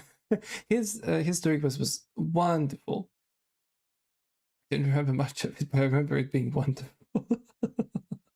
I remember that it had some good lines there, but I don't know, that my memory is rather foggy regarding his quest. I do remember that we had to go to near Jingzi village, if I remember correctly, and enter a cave of sorts and help out someone looking for some kind of cure or something. I forget. But still, it was one can get item. Baiju, of course. Well, there you go then. You summoned him, and as you ought to have. He's a great character, a wonderful healer as well. So I really do like how compassionate he is. He's almost like a bodhisattva of sorts. There you go, Kave. I actually pulled a lot on Baiju's banner, and I think he got Kave to C5 or something. And I got his C6 later on. Yeah. He really is great. Linny Gloves of Wonder. Oh goodness. Chat. We've reached Fontaine. My goodness. I can't believe we reached Fontaine. Not skipping to Farida. What do you mean, Lorelei? Crazy Farida. Yeah. Okay. What kind of... Oh, you don't want to cry. Okay, fair enough. Well, we want to cry here. Wait, Genshin Impact. Fontaine lineup. No. Okay. It's not called the lineup, my goodness. Wait, and why are you speaking French? Wait, let me just go to the playlist. I think we'll find the shorts over here more easily.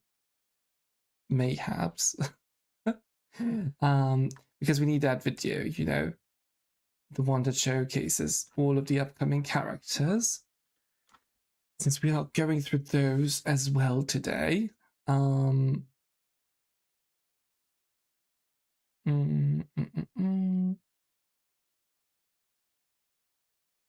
would that even be though? No, not in the promotional videos, probably. Not in the anecdotes, that's something different. Yeah, that's right. Yes, you are correct. But we have that other video that showcases all of the upcoming characters in Fontaine. That's the one that I'm looking for. Oh well, guess I'll have to scroll all the way down to Fontaine. It shouldn't take too long though. So chat, bear with me. We are going on a long ride. Is Shenyun? Yes, that is right. That is right. Yeah. And not Masquerade of the Guilty. That's 4.2. Okay, we're at 4.0. Where's the video? Oh, this one. Overture. Yes, Overture teaser. The Final Feast. That's the one. That's the one. Yes. Okay. Well, let's watch that one first. I remember when this came out. My goodness, this was so gaggy at the time. Still is, probably.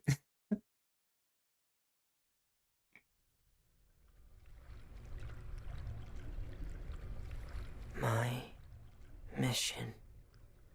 Oh, Feminine. And this OST here, my god.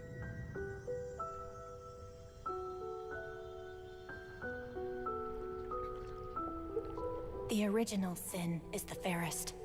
Everyone sinks. Make the most of the final feast. Because for the sinners, the curtain call has come.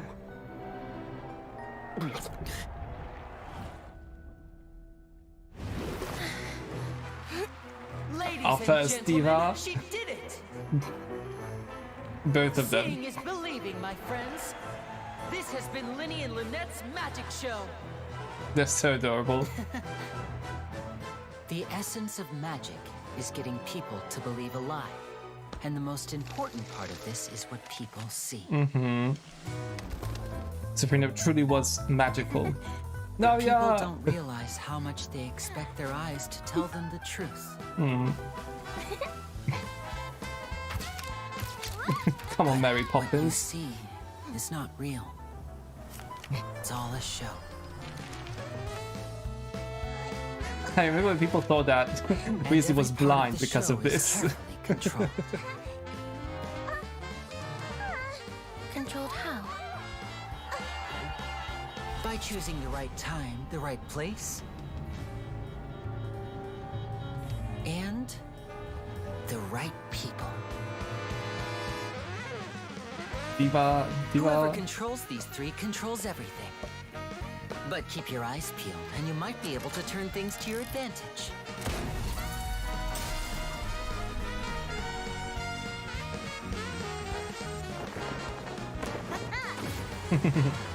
In a nutshell, magic is what you see with your own two eyes.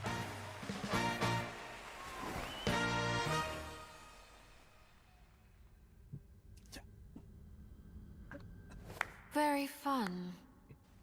But it's not enough. My god. Let me make something clear. You think of yourselves as magicians, but when you're on the stage, you're first and foremost actors. Good actors hone their craft to mesmerize the whole crowd. Like this, the aura The aura.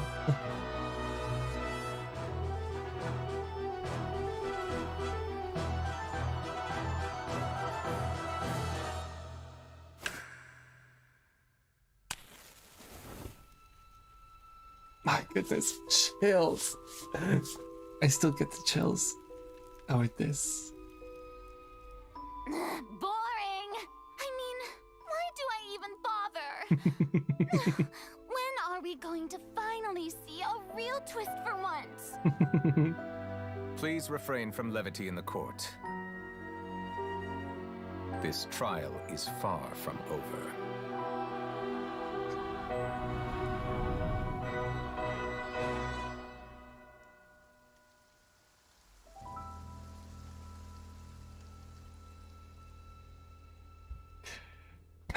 Wonderful, wonderful. Like, they never miss. They never miss. They always hype us up. Like, they're such fine hype gatherers, hype summoners, call it whatever you want. But hype producers. I don't know. I really, really adore how they present the characters like this. I think it's a great sort of art that they that they have here. Yeah, the music team, literally, like, the music team never misses. They're always great. The aura farming is amazing. It's off the charts. Like, and I remember how people were slandering Farina at first, especially because of this this teaser over here, saying that she was too bratty, that she sounded very like she wasn't an Archon, and etc. My goodness, she turned out to be so wonderful. Even here, you can see that she's a diva. Like, how can you not love her from first sight? I don't understand. Navia as well. Like, all of the characters were presented so wonderfully. Siegewin, my diva, my personal diva over here. So I have both Siegewin and her signature weapon. And I even tried playing her as a DPS for the longest time. And she was pretty fine. She was okay. It's just that I missed a lot of energy recharge on her, so it became a bit of a bore to wait for her ult for years and years.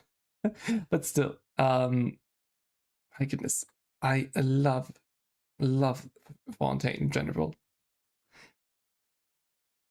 Fontaine has some of the highest peaks in Genshin.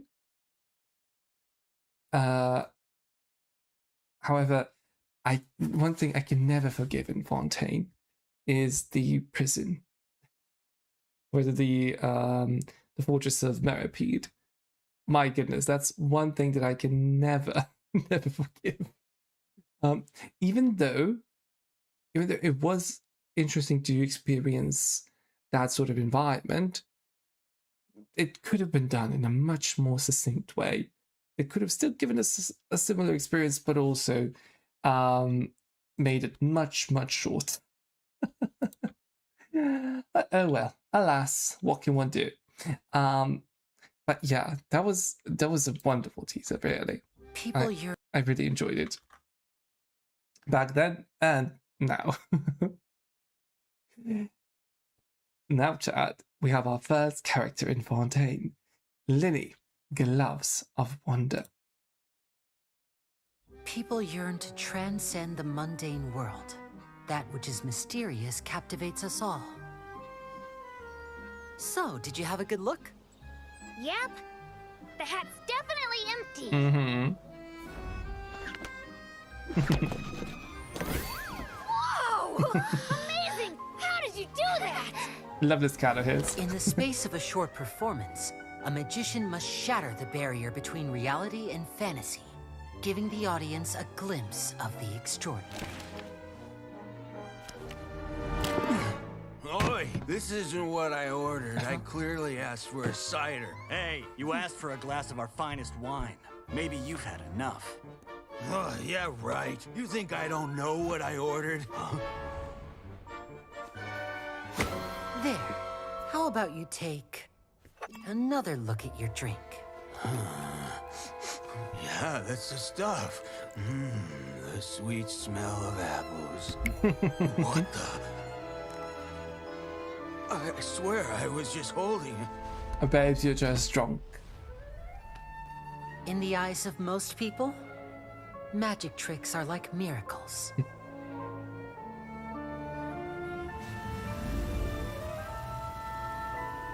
But as magicians, we prefer to think that great miracles are like magic tricks. Ate that. Ate that. Well done. Well done. Also, now in retrospect, though, I can see how they've kind of not only foreshadowed, but kind of told us what was going to happen in Vendée, with them talking about magic and magic being able to be the greatest lie and whatnot, and then the greatest miracles being the greatest magics, hence the greatest lies being the greatest miracles, and etc. So you get the idea if you play through Fontaine. But wonderful, wonderful, really. I hadn't watched this in such a long time, so so it's so fun now to see some of those connections that they posed back then. Truly, truly well done. And then he is also a great character, and I love that he is he's so open about his admiration and also almost affection towards the traveler when he gives the traveler the rainbow rose and whatnot. So I think those are very very lovely moments in general just to see. Now, Nicolette, the diva, one of the arch divas. Nicolette, Watcher in the Deep. Monsieur, yes. Many questions have long perplexed me. I neither know why I was born in this form, nor do I understand where my long life should take me.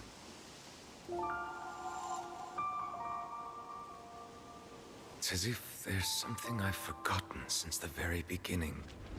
Oh goodness. And this OST, it kills me every time. So, why don't you try to find the answer for yourself?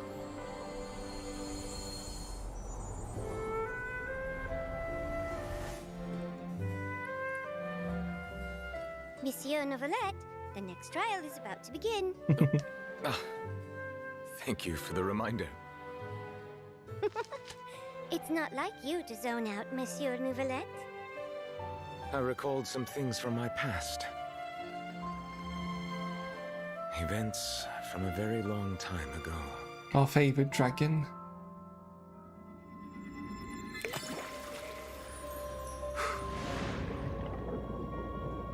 To me, humanity is like a pool of water in which I see my reflection. Only through observing them can I slowly come to understand myself. The court is now in session.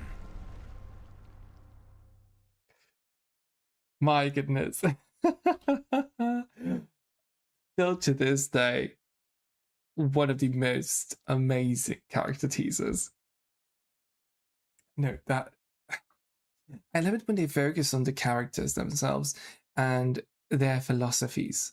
I really love that when they give us a monologue and we can see how they think, how they feel, how they perceive the world, what their past is, whatever, when we can get to know them better through these trailers, or the teasers, pardon me. So it's really, really, really wonderfully done. My goodness. Hoyovers, thank you.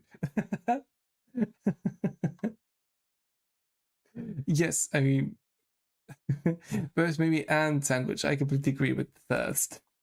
He is very much worse than Thirst. I Our next one, though, Risley. Or Risley. Risley, actually. Sadly. We're all leaking. I mean, yeah, it's okay. It's okay.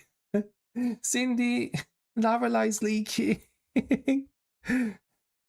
So, Risley, indispensable protocols.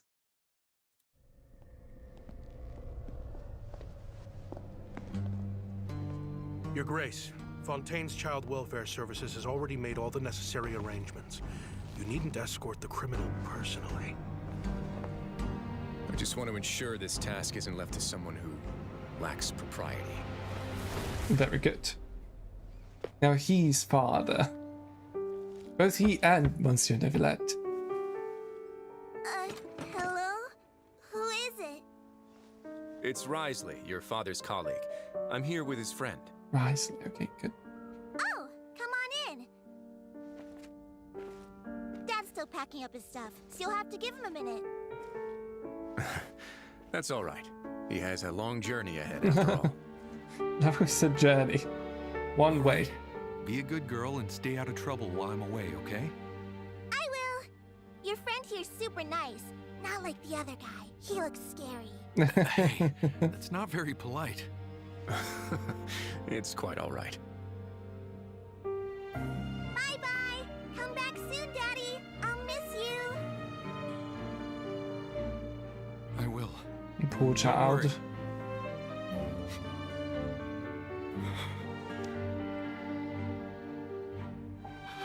Thank you for extending your sympathy, Your Grace. I thought I wouldn't be able to see her again. I only sympathize with her. Love should be warm. But to you, it's become a form of punishment. That's a bar. Let's go. Next time you see your daughter, I hope you'll have become a better father.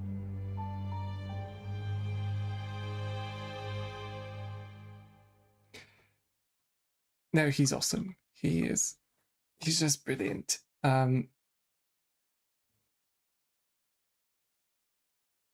I love all the themes of justice over here and how everyone extends justice in different ways and showcases it. In this case, Risley is always the punishing form of justice. Neuvillette is a sympathizing judge and whatnot, but a sympathetic judge. Not a bajillion damage. Yeah, they did. But also a lot of emotional damage to this guy. My goodness. You know, he is so wonderfully presented. And I love how you can see, even just from this trailer, I keep calling them trailers, but yeah, from this teaser, Navia next. No, sadly, Lorelai, we are not getting out of the tears. We are not evading the tears, sadly. We need the tears. We crave the tears. How else are we going to drown the world instead? My goodness. So, Farina, member of the cast. To drink a bit of water before we do that.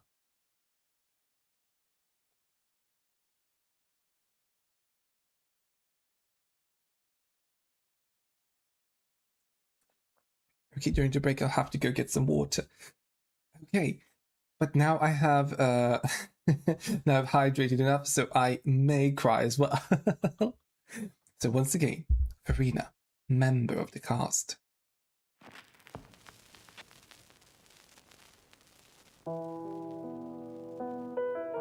Opera walks the line between truth and fiction. For though the story is fictional, as far as the characters are concerned, their fate is real. In this OST. My goodness. Gets me every time. Therein lies the rub. Are you and I the audience, or characters on the stage? Nobody can know for sure. After all, nothing is easier to fool than the senses. We know only one thing for certain. that the prophecy is true. Because in this show, the prophecy is a part of all characters' fates.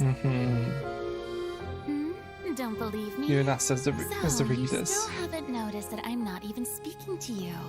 This is just a recording playing in your head.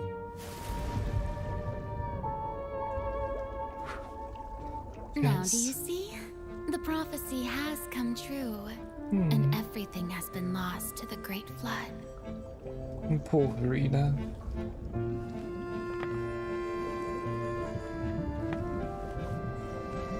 And you are the only one I have left.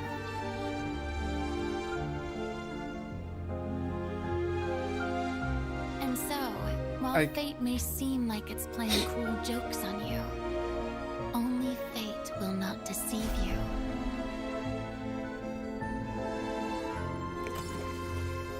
Unless you can first deceive fate itself.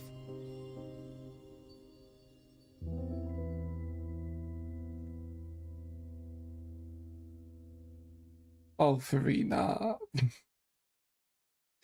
yeah, her hugging the robot. Yeah, it must be OBS. Yes, I apologize. Oh, goodness. The mirror cracking, her hugging the robot.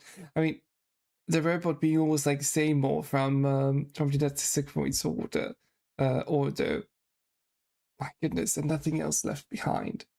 And it's being almost like the recording, basically, the recording playing in our heads, which is literally the video itself. Masterfully done, really, really.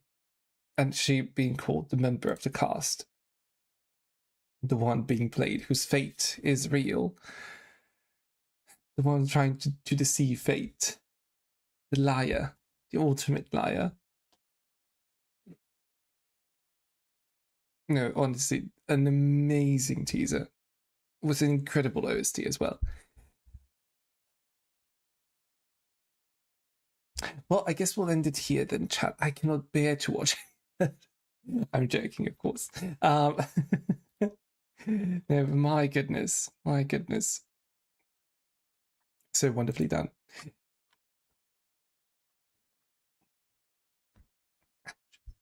Sorry, chat. For the kicks and hits. But now this one is a bit more cheerful, if I remember correctly. Should be a wee bit more cheerful. So we have Navia by special invitation.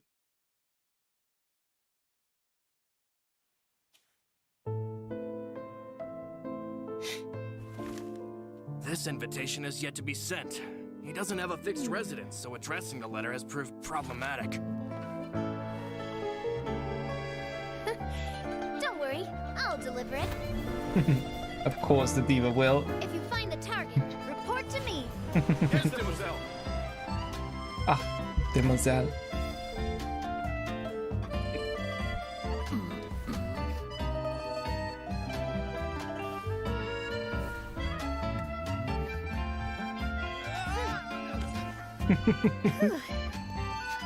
And these are the new assistants. And now I'll cry again. Oh.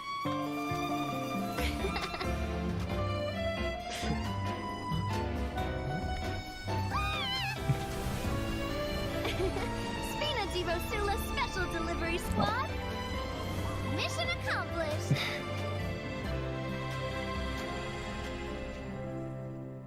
Amazing. What would a banquet celebrating Poisson's reconstruction be without you? Aww. Come on, partner. Let's go.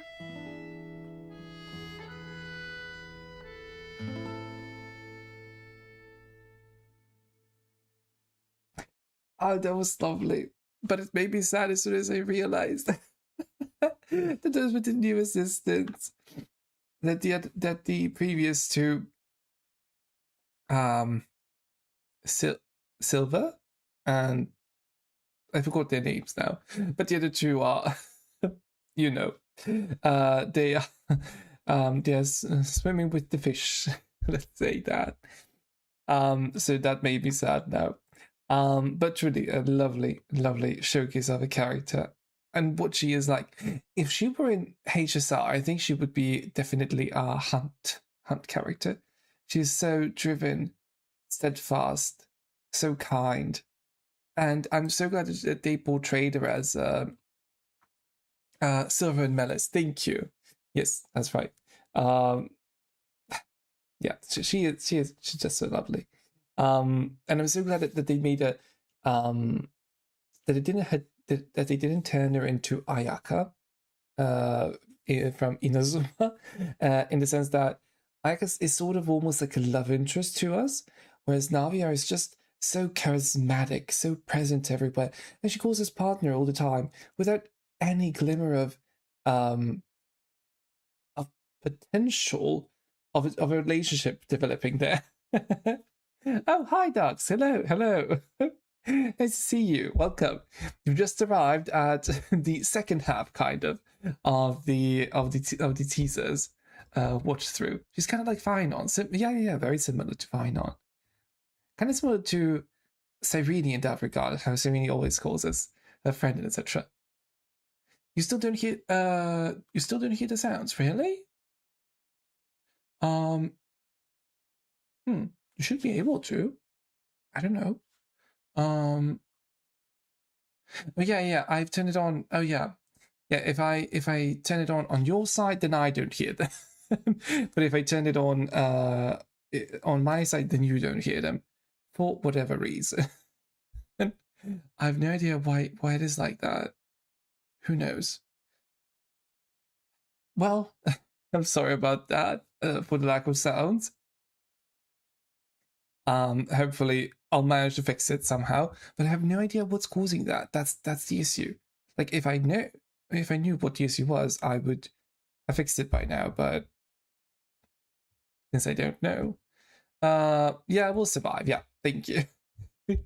But yeah, as you can see, we are watching the teasers. We've reached Navia, so rather we've just watched hers. So now our next one is Shenyan. And this one is titled Shenyan Discernment and Ingenuity. Huh? A story about Master? Let me think. Master's a great inventor. When I was a child, she made all kinds of toys for me. Not them going on their mother-daughter stroll.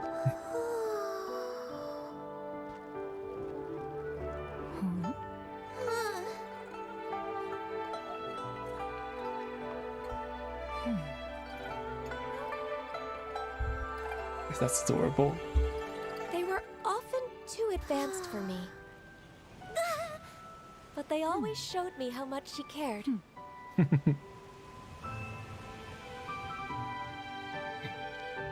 One's very content with her work. You want to hear a story about Master? Master might say she likes peace and quiet, but she doesn't mind getting visitors on Mount Outsong. In truth, she does get lonely if no one ever goes to see her. Cloud Retainer, you say? Yes, I know a tale or two. There was a time when she preferred to appear in human form, and was revered as a bold and decisive figure. Really? Aw, we've never seen her in that form before. She was revered as Bayonetta.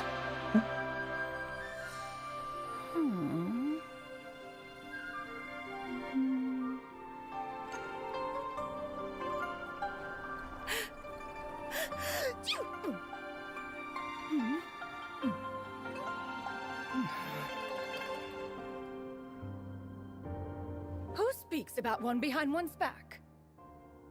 Not to worry. I'm sure you will have the chance to very soon. Adorable. I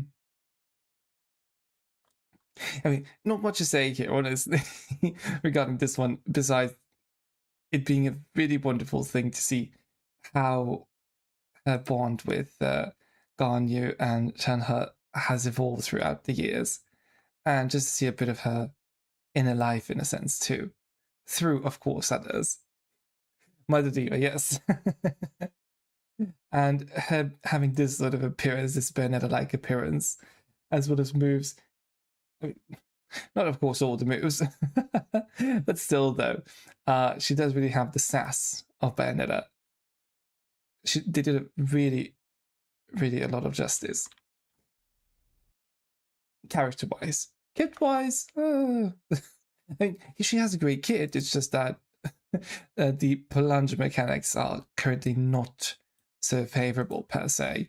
So hopefully they actually make a DPS that does work with her. I hope to be able to use her in a team, in a proper team. Okay, now, Chad, we have Chiori. Chiori, Crimson Woven Heart. Hello? Is someone gonna tailor my suit? What were you thinking? Why would you keep a Tenryo Commission official waiting? But he was last in line. Well said. Carl, you are no apprentice of mine!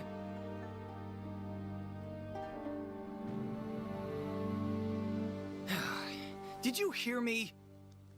Hey, it's first come, first served. This wedding dress needs to be ready for fitting by nightfall. Alof, raise the waist a little higher to accentuate her figure.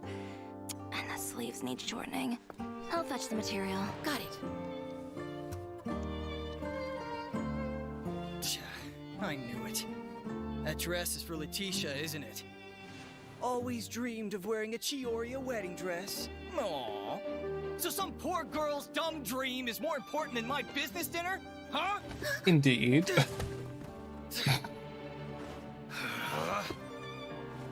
Oh my, so sorry. I was looking for my fabric shears. Those were the wrong ones. Love her. This was an expensive suit. Oops. Oh, not those ones either. What are you gonna do? What do you mean? I thought you wanted your suit tailored.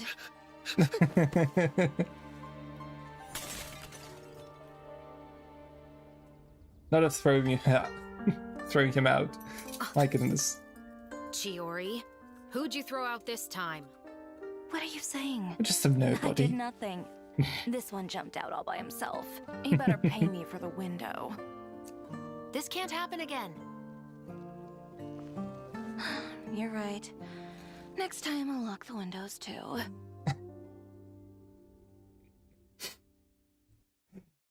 She is so sassy. Rightfully so. And I love that about her. And I'm really glad that she is not the person who would allow people to skip their wait in line and etc. And she treats everyone very equally. I think that's really a sign of having one's own both opinion and holding one's ground. She's really, really, really brilliant. Sorry, chat. My back is becoming a wee bit stiff. Luckily, a break is incoming. You know what? I think we might take a short break right now because before watching Alekino's teaser chat, we have to watch Alekino's animated short as well. So, and that one is a long one. Alekino animated short. So, I shall open that one. No. Okay. So, yeah, definitely one of my favorite characters in general. I mean, I did say at the beginning of the stream, whenever I say I have a favorite character, whether one of my favorites, that means that it's near the top of the list, but I can't really just rank them properly. I don't know how I would rank by characters, my goodness. I would have to do one of those simulators that would rank them for me, because I personally would not be able to do that. But yeah, so we'll be watching this then in a wee bit, so I'll try to start the ads a bit ahead of schedule so that we can take a short break here, so I can go grab some water and whatnot, and you can all stretch a wee bit too. And then afterwards, we shall, well, we shall watch through all of this together. Let me just see that, no, stream manager. And let us,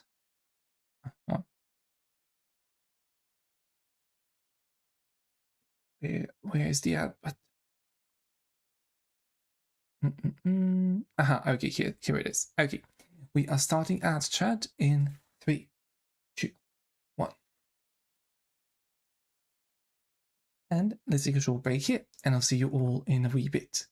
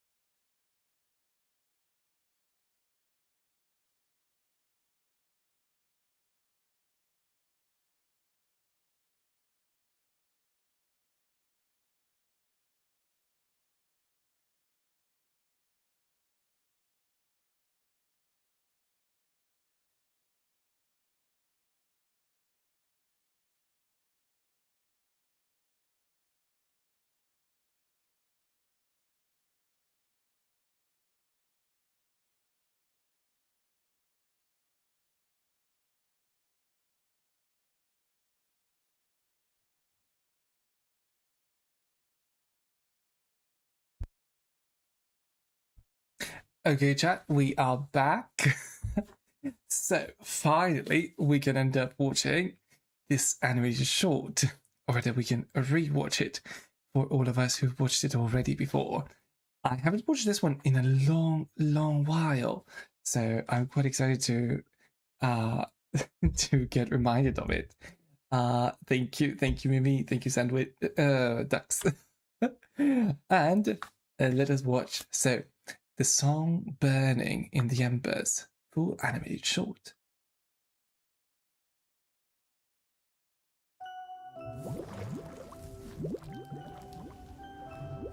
You were born into this world all alone. But here in the house of the hearth, you will grow up to be strong. Your goal is to learn, to compete, to defeat all your brothers and sisters in battle, and become king. Where is Perware? Didn't she want to hear the story? Oh, Perware. Excuse me, Mother. She's doing a funeral for her spider. Very Wednesday of her. Maybe her curse is flaring up again. Clairvy, see to her. Oh, okay.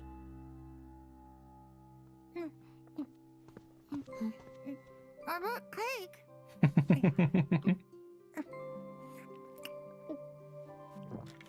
You want some? Sure.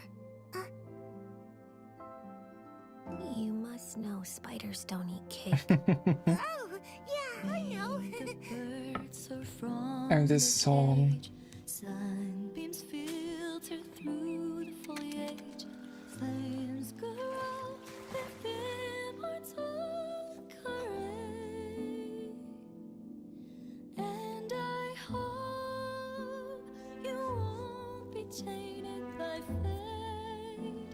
Nothing to fear, so go alone. Do mothers usually argue with their daughters? Better question, do they fight I heard to the that in death? Snezhnaya, colored light dances in the sky at night. When we're grown up,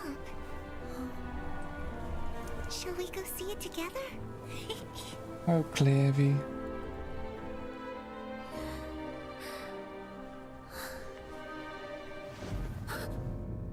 Like, you could just sense what was going to happen.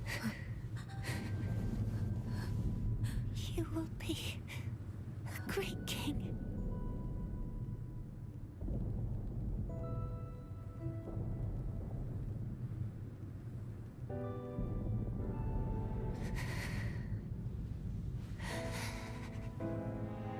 I'm sorry. Thank you.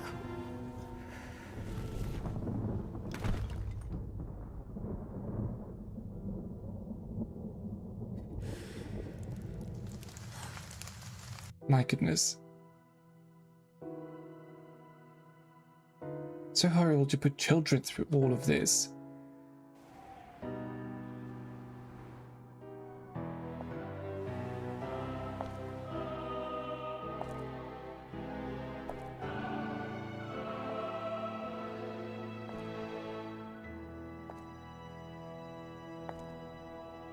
I should have pruned this flower long ago. Not waited till it wilts. How grotesque. Wouldn't you agree? Come on. Get a diva.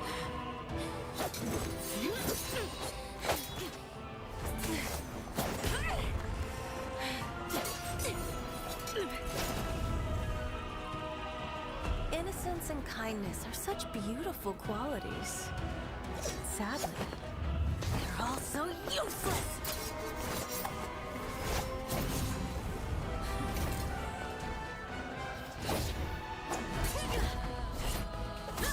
And he was picking up here.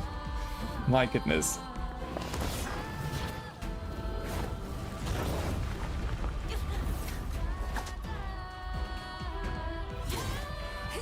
A bird tied down will never fly the nest.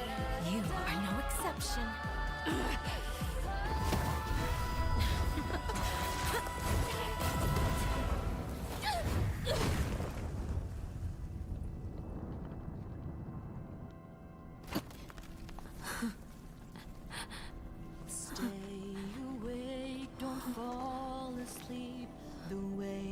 Because flaring up even more now.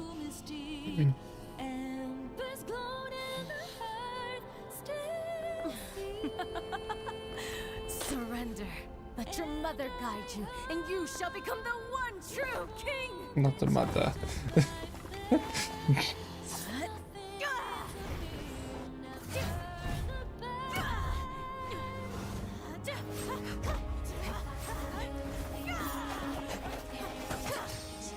Come on, Peruer.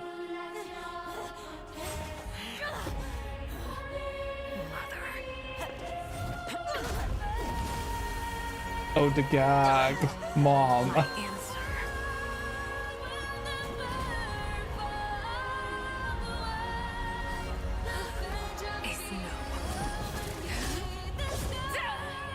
Ate her up.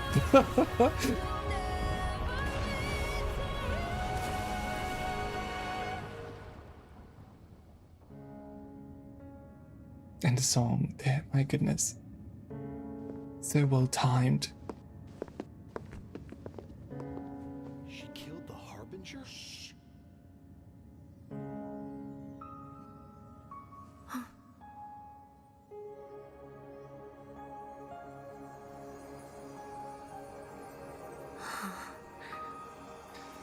She saw the lights. Her Majesty and the like clearly. Tsaritsa has decreed as follows.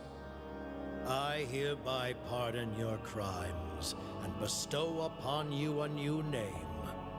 This title and its legacy of bloodshed are now yours to bear. My poor, mad, cursed knave.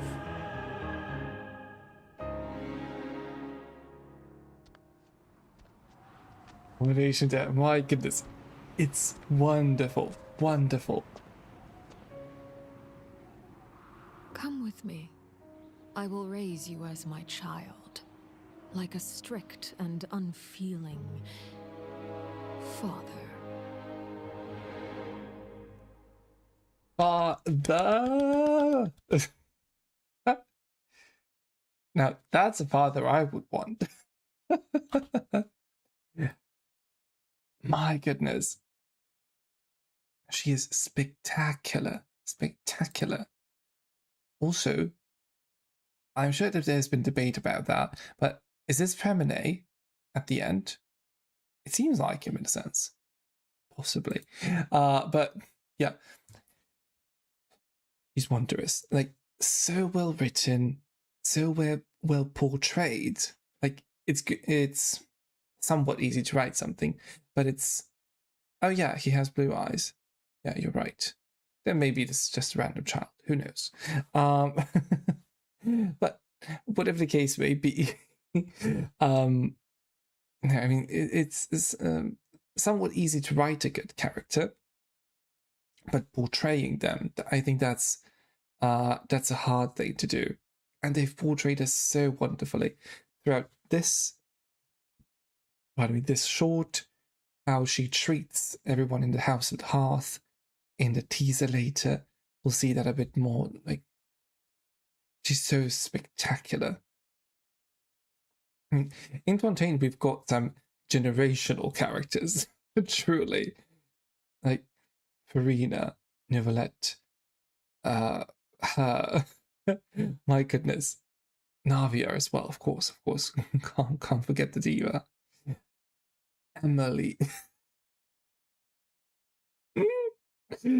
I love her. Don't get me wrong, Chad, but she's just there. But yeah, so my God.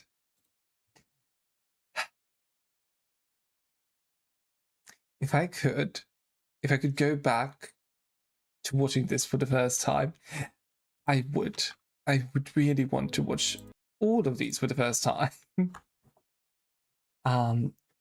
But luckily we can rewatch them all we want. And now we have another wonderful teaser. Arlecchino, sleep in peace.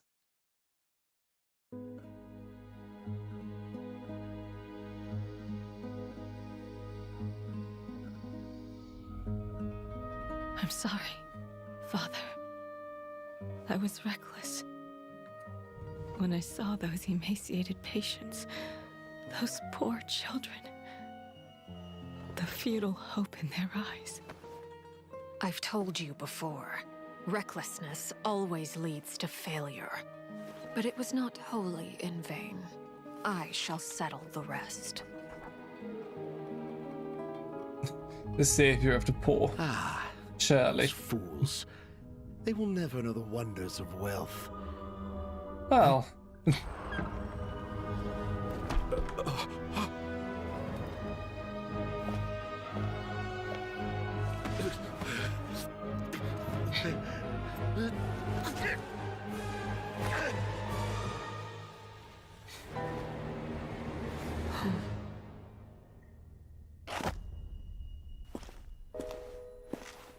The diva, like Father, your face. Fremine, we can take in a few more homeless children next year. I have acquired some new funds. Oh, okay.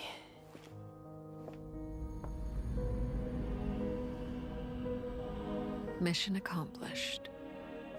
You can sleep now.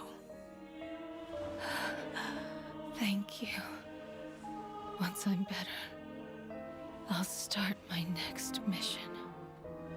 Poor thing.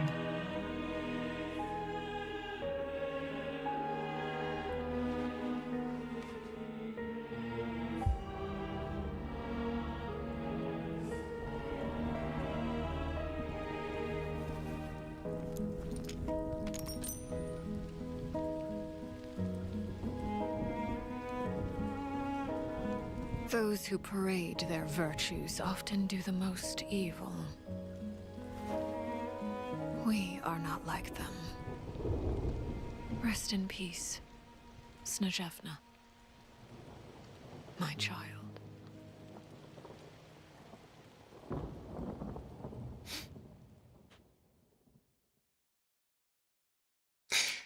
Wonderful.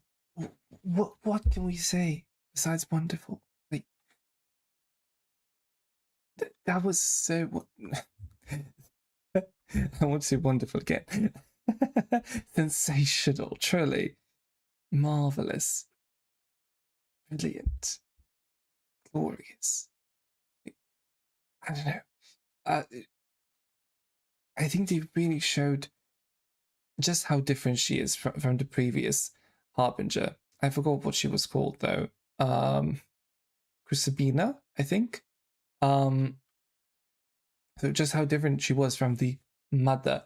So she, as the unfeeling father, feels more for all of them. She doesn't parade any virtue. She is the one who treats everyone as they deserve to be treated. She gives them options. She doesn't force them into torture and ruthless killing and etc.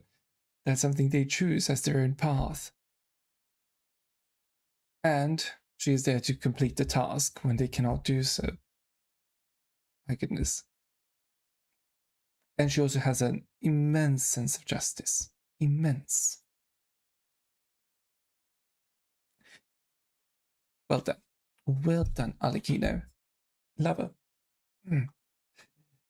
Okay, that was Alikino. And now we have another wonderful diva. And this is Clorinde, Final Failsafe.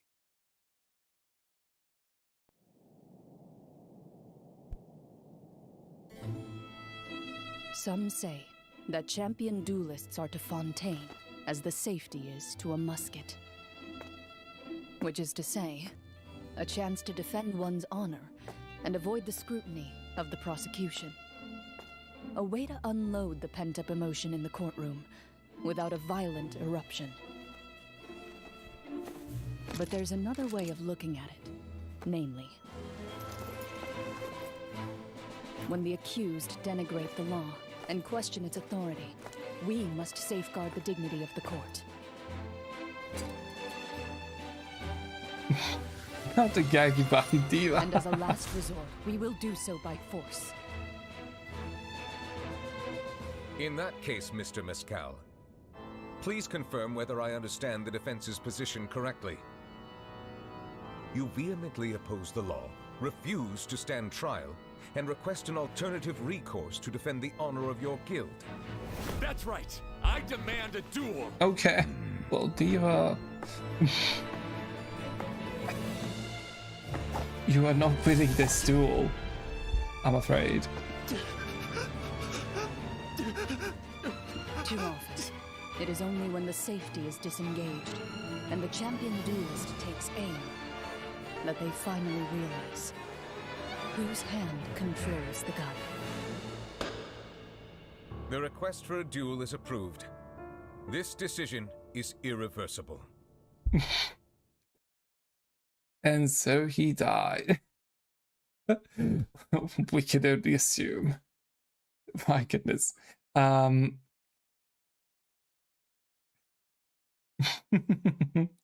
Yeah, the evil and dark side of mechanic, yes. I mean, Bond of Life, honestly, I think Bond of Life is a cool mechanic in its own way. However, not much was done to it, you know, or with it. It was barely used. I don't know what they thought to do with it, whether they thought to do anything with it, but it was very, very, very. It was a very nothing burger of a mechanic, honestly, which is so sad because it could have had great potential, but now it just lays into dust. I don't know. There was, I think they said that in one of the live streams, the devs said that the Bond of Life is supposed to represent characters who carry a kind of sin with them. Arlecchino, of course, being as sinful as she is, in a sense. We have Siegwing, whose sin is to be a human-like Melusine, and then Cloran's sin would be, I don't know, hunting people. I don't know. But still, I mean, we could use the word sin for many other characters as well. These are not the only examples of sinful characters, so I don't know. So Bond of Life ended up being very misused and underused, underrepresented, underexplained. So yeah, it's a very sad mechanic to have. But still though, my Arlecchino's holding on great still, I must say. That said though, we have one of my favorite divas, Siegwing. Most of them in the meta. Kind of, yes. Especially Clorand, I'd say. Not actually Siegwing. Siegwing is the most underrepresented one in the meta. But we have Siegwing, everyday correspondence.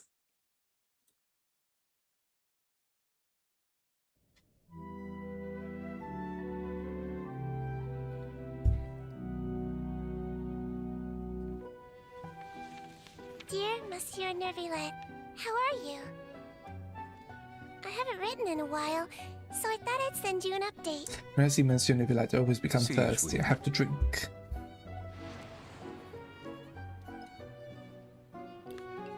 The Duke tells me that you're always asking after me. Please, don't worry.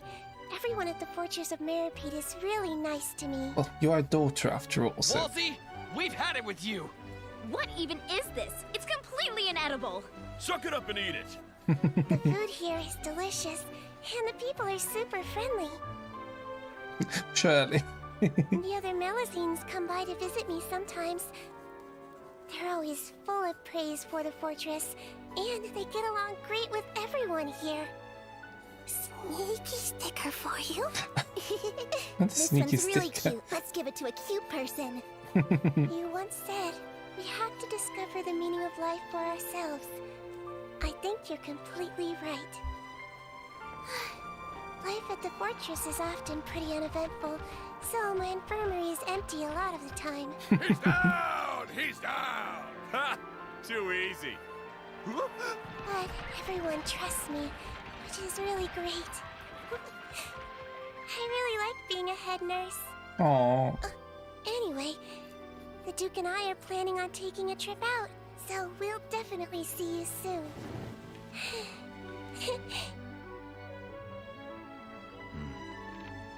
I look forward to it.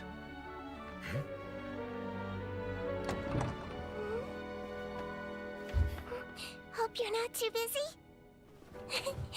We're here. I could keep you busy for you.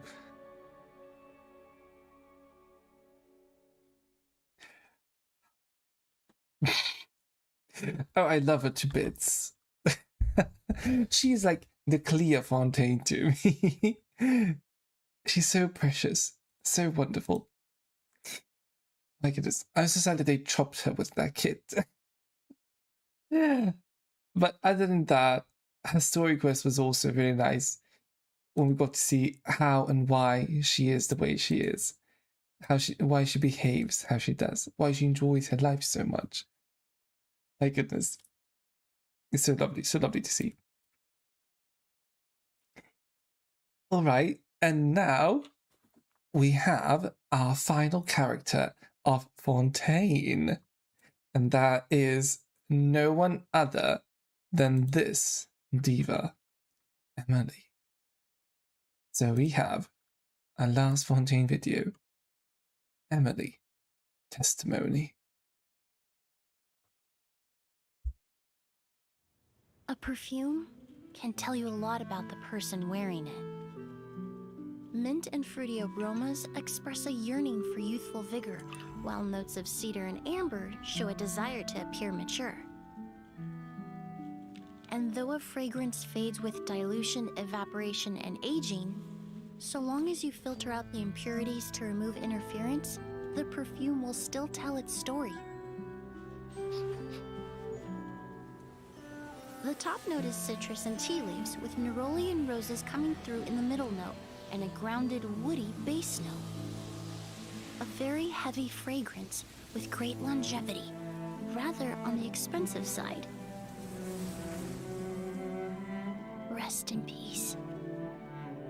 Perfume can tell you a lot, even when the wearer can no longer speak for themselves. We'd arranged to go camping up on the summit. But when I got up there, I couldn't find her. She must have slipped and fallen. That's her friend's statement. What do you make of it? It's unusual to meet at the summit, especially for someone who's never been mountain climbing before. The claim that she fell is a lie. Oh? Why so sure? Emily's like, oh, that's bollocks. There was no sweat among the impurities present, and no lady in their right mind would apply such a heavy fragrance before a climb. Come on, Bones. No. The diva dot end. No, truly. I love her. Like, she is barely present outside of her story quest. She almost never appears. Luckily, she's had a couple of appearances in Nordcroy thus far, and we did see her in the live stream for Lunar 8. So, you know, she should be appearing there as well. So that's her maybe third appearance since she can't come out. Which is dreadfully sad, honestly, because I really do love her. She had the Fontaine event appearance. Yeah, as well. Yes, exactly. So, I don't know. I don't know why I decided to sidetrack her so much and just put her on the shelf or in the basement, wherever, and then lock her up. But whenever she appears, whenever she says something, I just love her as a character in general. And I'm glad that she works with the burning mechanic. It's one of my favorite mechanics for no specific reason. It does nothing. It does absolutely nothing. I just love it for some reason. And I was so glad that we actually got someone for burning with her and Kniech. So yeah, I just have a deep respect for her. Especially because she did enter Torre, of course. both in his first and second boss fight. But now chat. we have a very intriguing trailer for us to watch through. And I'll have to look that up as oh yeah, we have this one as well as a 2-year trailer. Oh goodness. This one is after 5.0. Okay, I'll open that. We have Genshin Impact, Natlan, lineup teaser. No, we won't get to. Oh, Ignition teaser. That's the one. That's the one. Yes, great. Okay, wonderful. We've got it. So Ignition teaser. This one. I love the random E over here. The ghostly E. Okay. So we have Walani. We have Kinich. Then we have The Road Not Taken. Then we have Shalonen, Chaska, Sitlali. And then we have Mavuika, Mizuki Varesa, Escoffier, Skirk, and Inefa. Inefa, my beloved. Okay.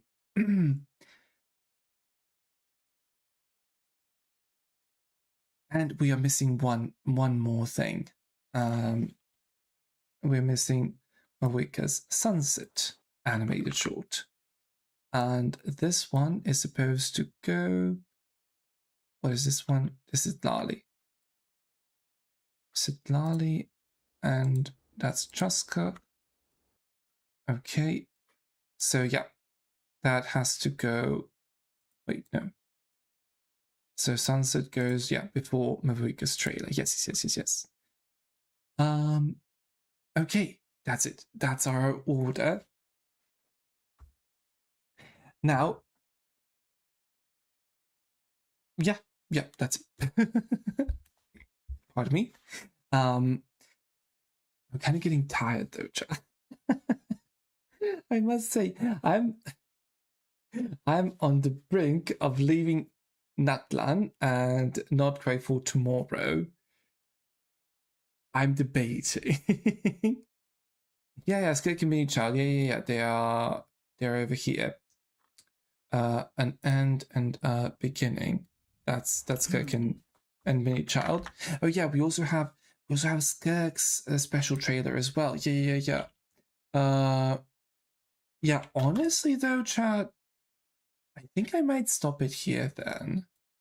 Because even though I did want to react through all of them tonight, it has taken a bit of a toll on me. I must say, I hadn't planned on it taking so long, but yeah, because it is kind of late over here, so I think it might be best to stop here now, and then tomorrow we'll make up for it. Cat drinking dark matter loudly. I don't know. This is not the account that I usually use. So I don't know what this recommendation even is. I was expecting only HSR and Genshin recommendations here, for example, like Arnold down below. I don't know what cat drinking dog battle loud is supposed to even be. But let me just open then, since I remembered Skirk's teaser. We have the animated short, teaser trailer, story teaser, Star Odyssey. That's the one. Yes, the one in Japanese. Okay. And my goodness, yeah, we have a lot to watch through. Yeah. Okay. So I think we might stop here then. And then tomorrow we'll continue through the rest of Natlan and Not Cry. and then we'll start with the demos. I'm not sure if we'll watch all the demos tomorrow, but you know, we'll see. We'll see. I mean, the demos in themselves don't offer much in regards to the story per se. However, we can critique the gameplay of the characters throughout them, and we do meet we do somewhat meet the characters that way too, and there are some very good ones. So I am looking forward to the demos as well. But yeah, so I will have to change the change the titles of the streams. I mean, I don't think I promised reacting to all of the to all of these things tonight, so I will change them to part 1. And then tomorrow night we are going to continue with part 2, etc. Yeah, that will be then it for today, chat. Thank you all so much for sticking around and for commenting and for watching this along. I had a great time. I hope you did too. I have my yearly rewatches of some of these trailers, but I usually watch only my favorites. So I had a blast rewatching all of them now because I had forgotten about some of them completely, and there were some great bars in some of them. So yeah, I really had a great time, and I hope you did too. I hope that tomorrow then we can complete all of the newer ones together. Until then, chat, I hope you have a lovely and relaxing time. Hope you all rest up very well, and I shall see you all tomorrow to talk some more. Stay safe and see you soon. Bye-bye. See ya. Thank you. Toodles.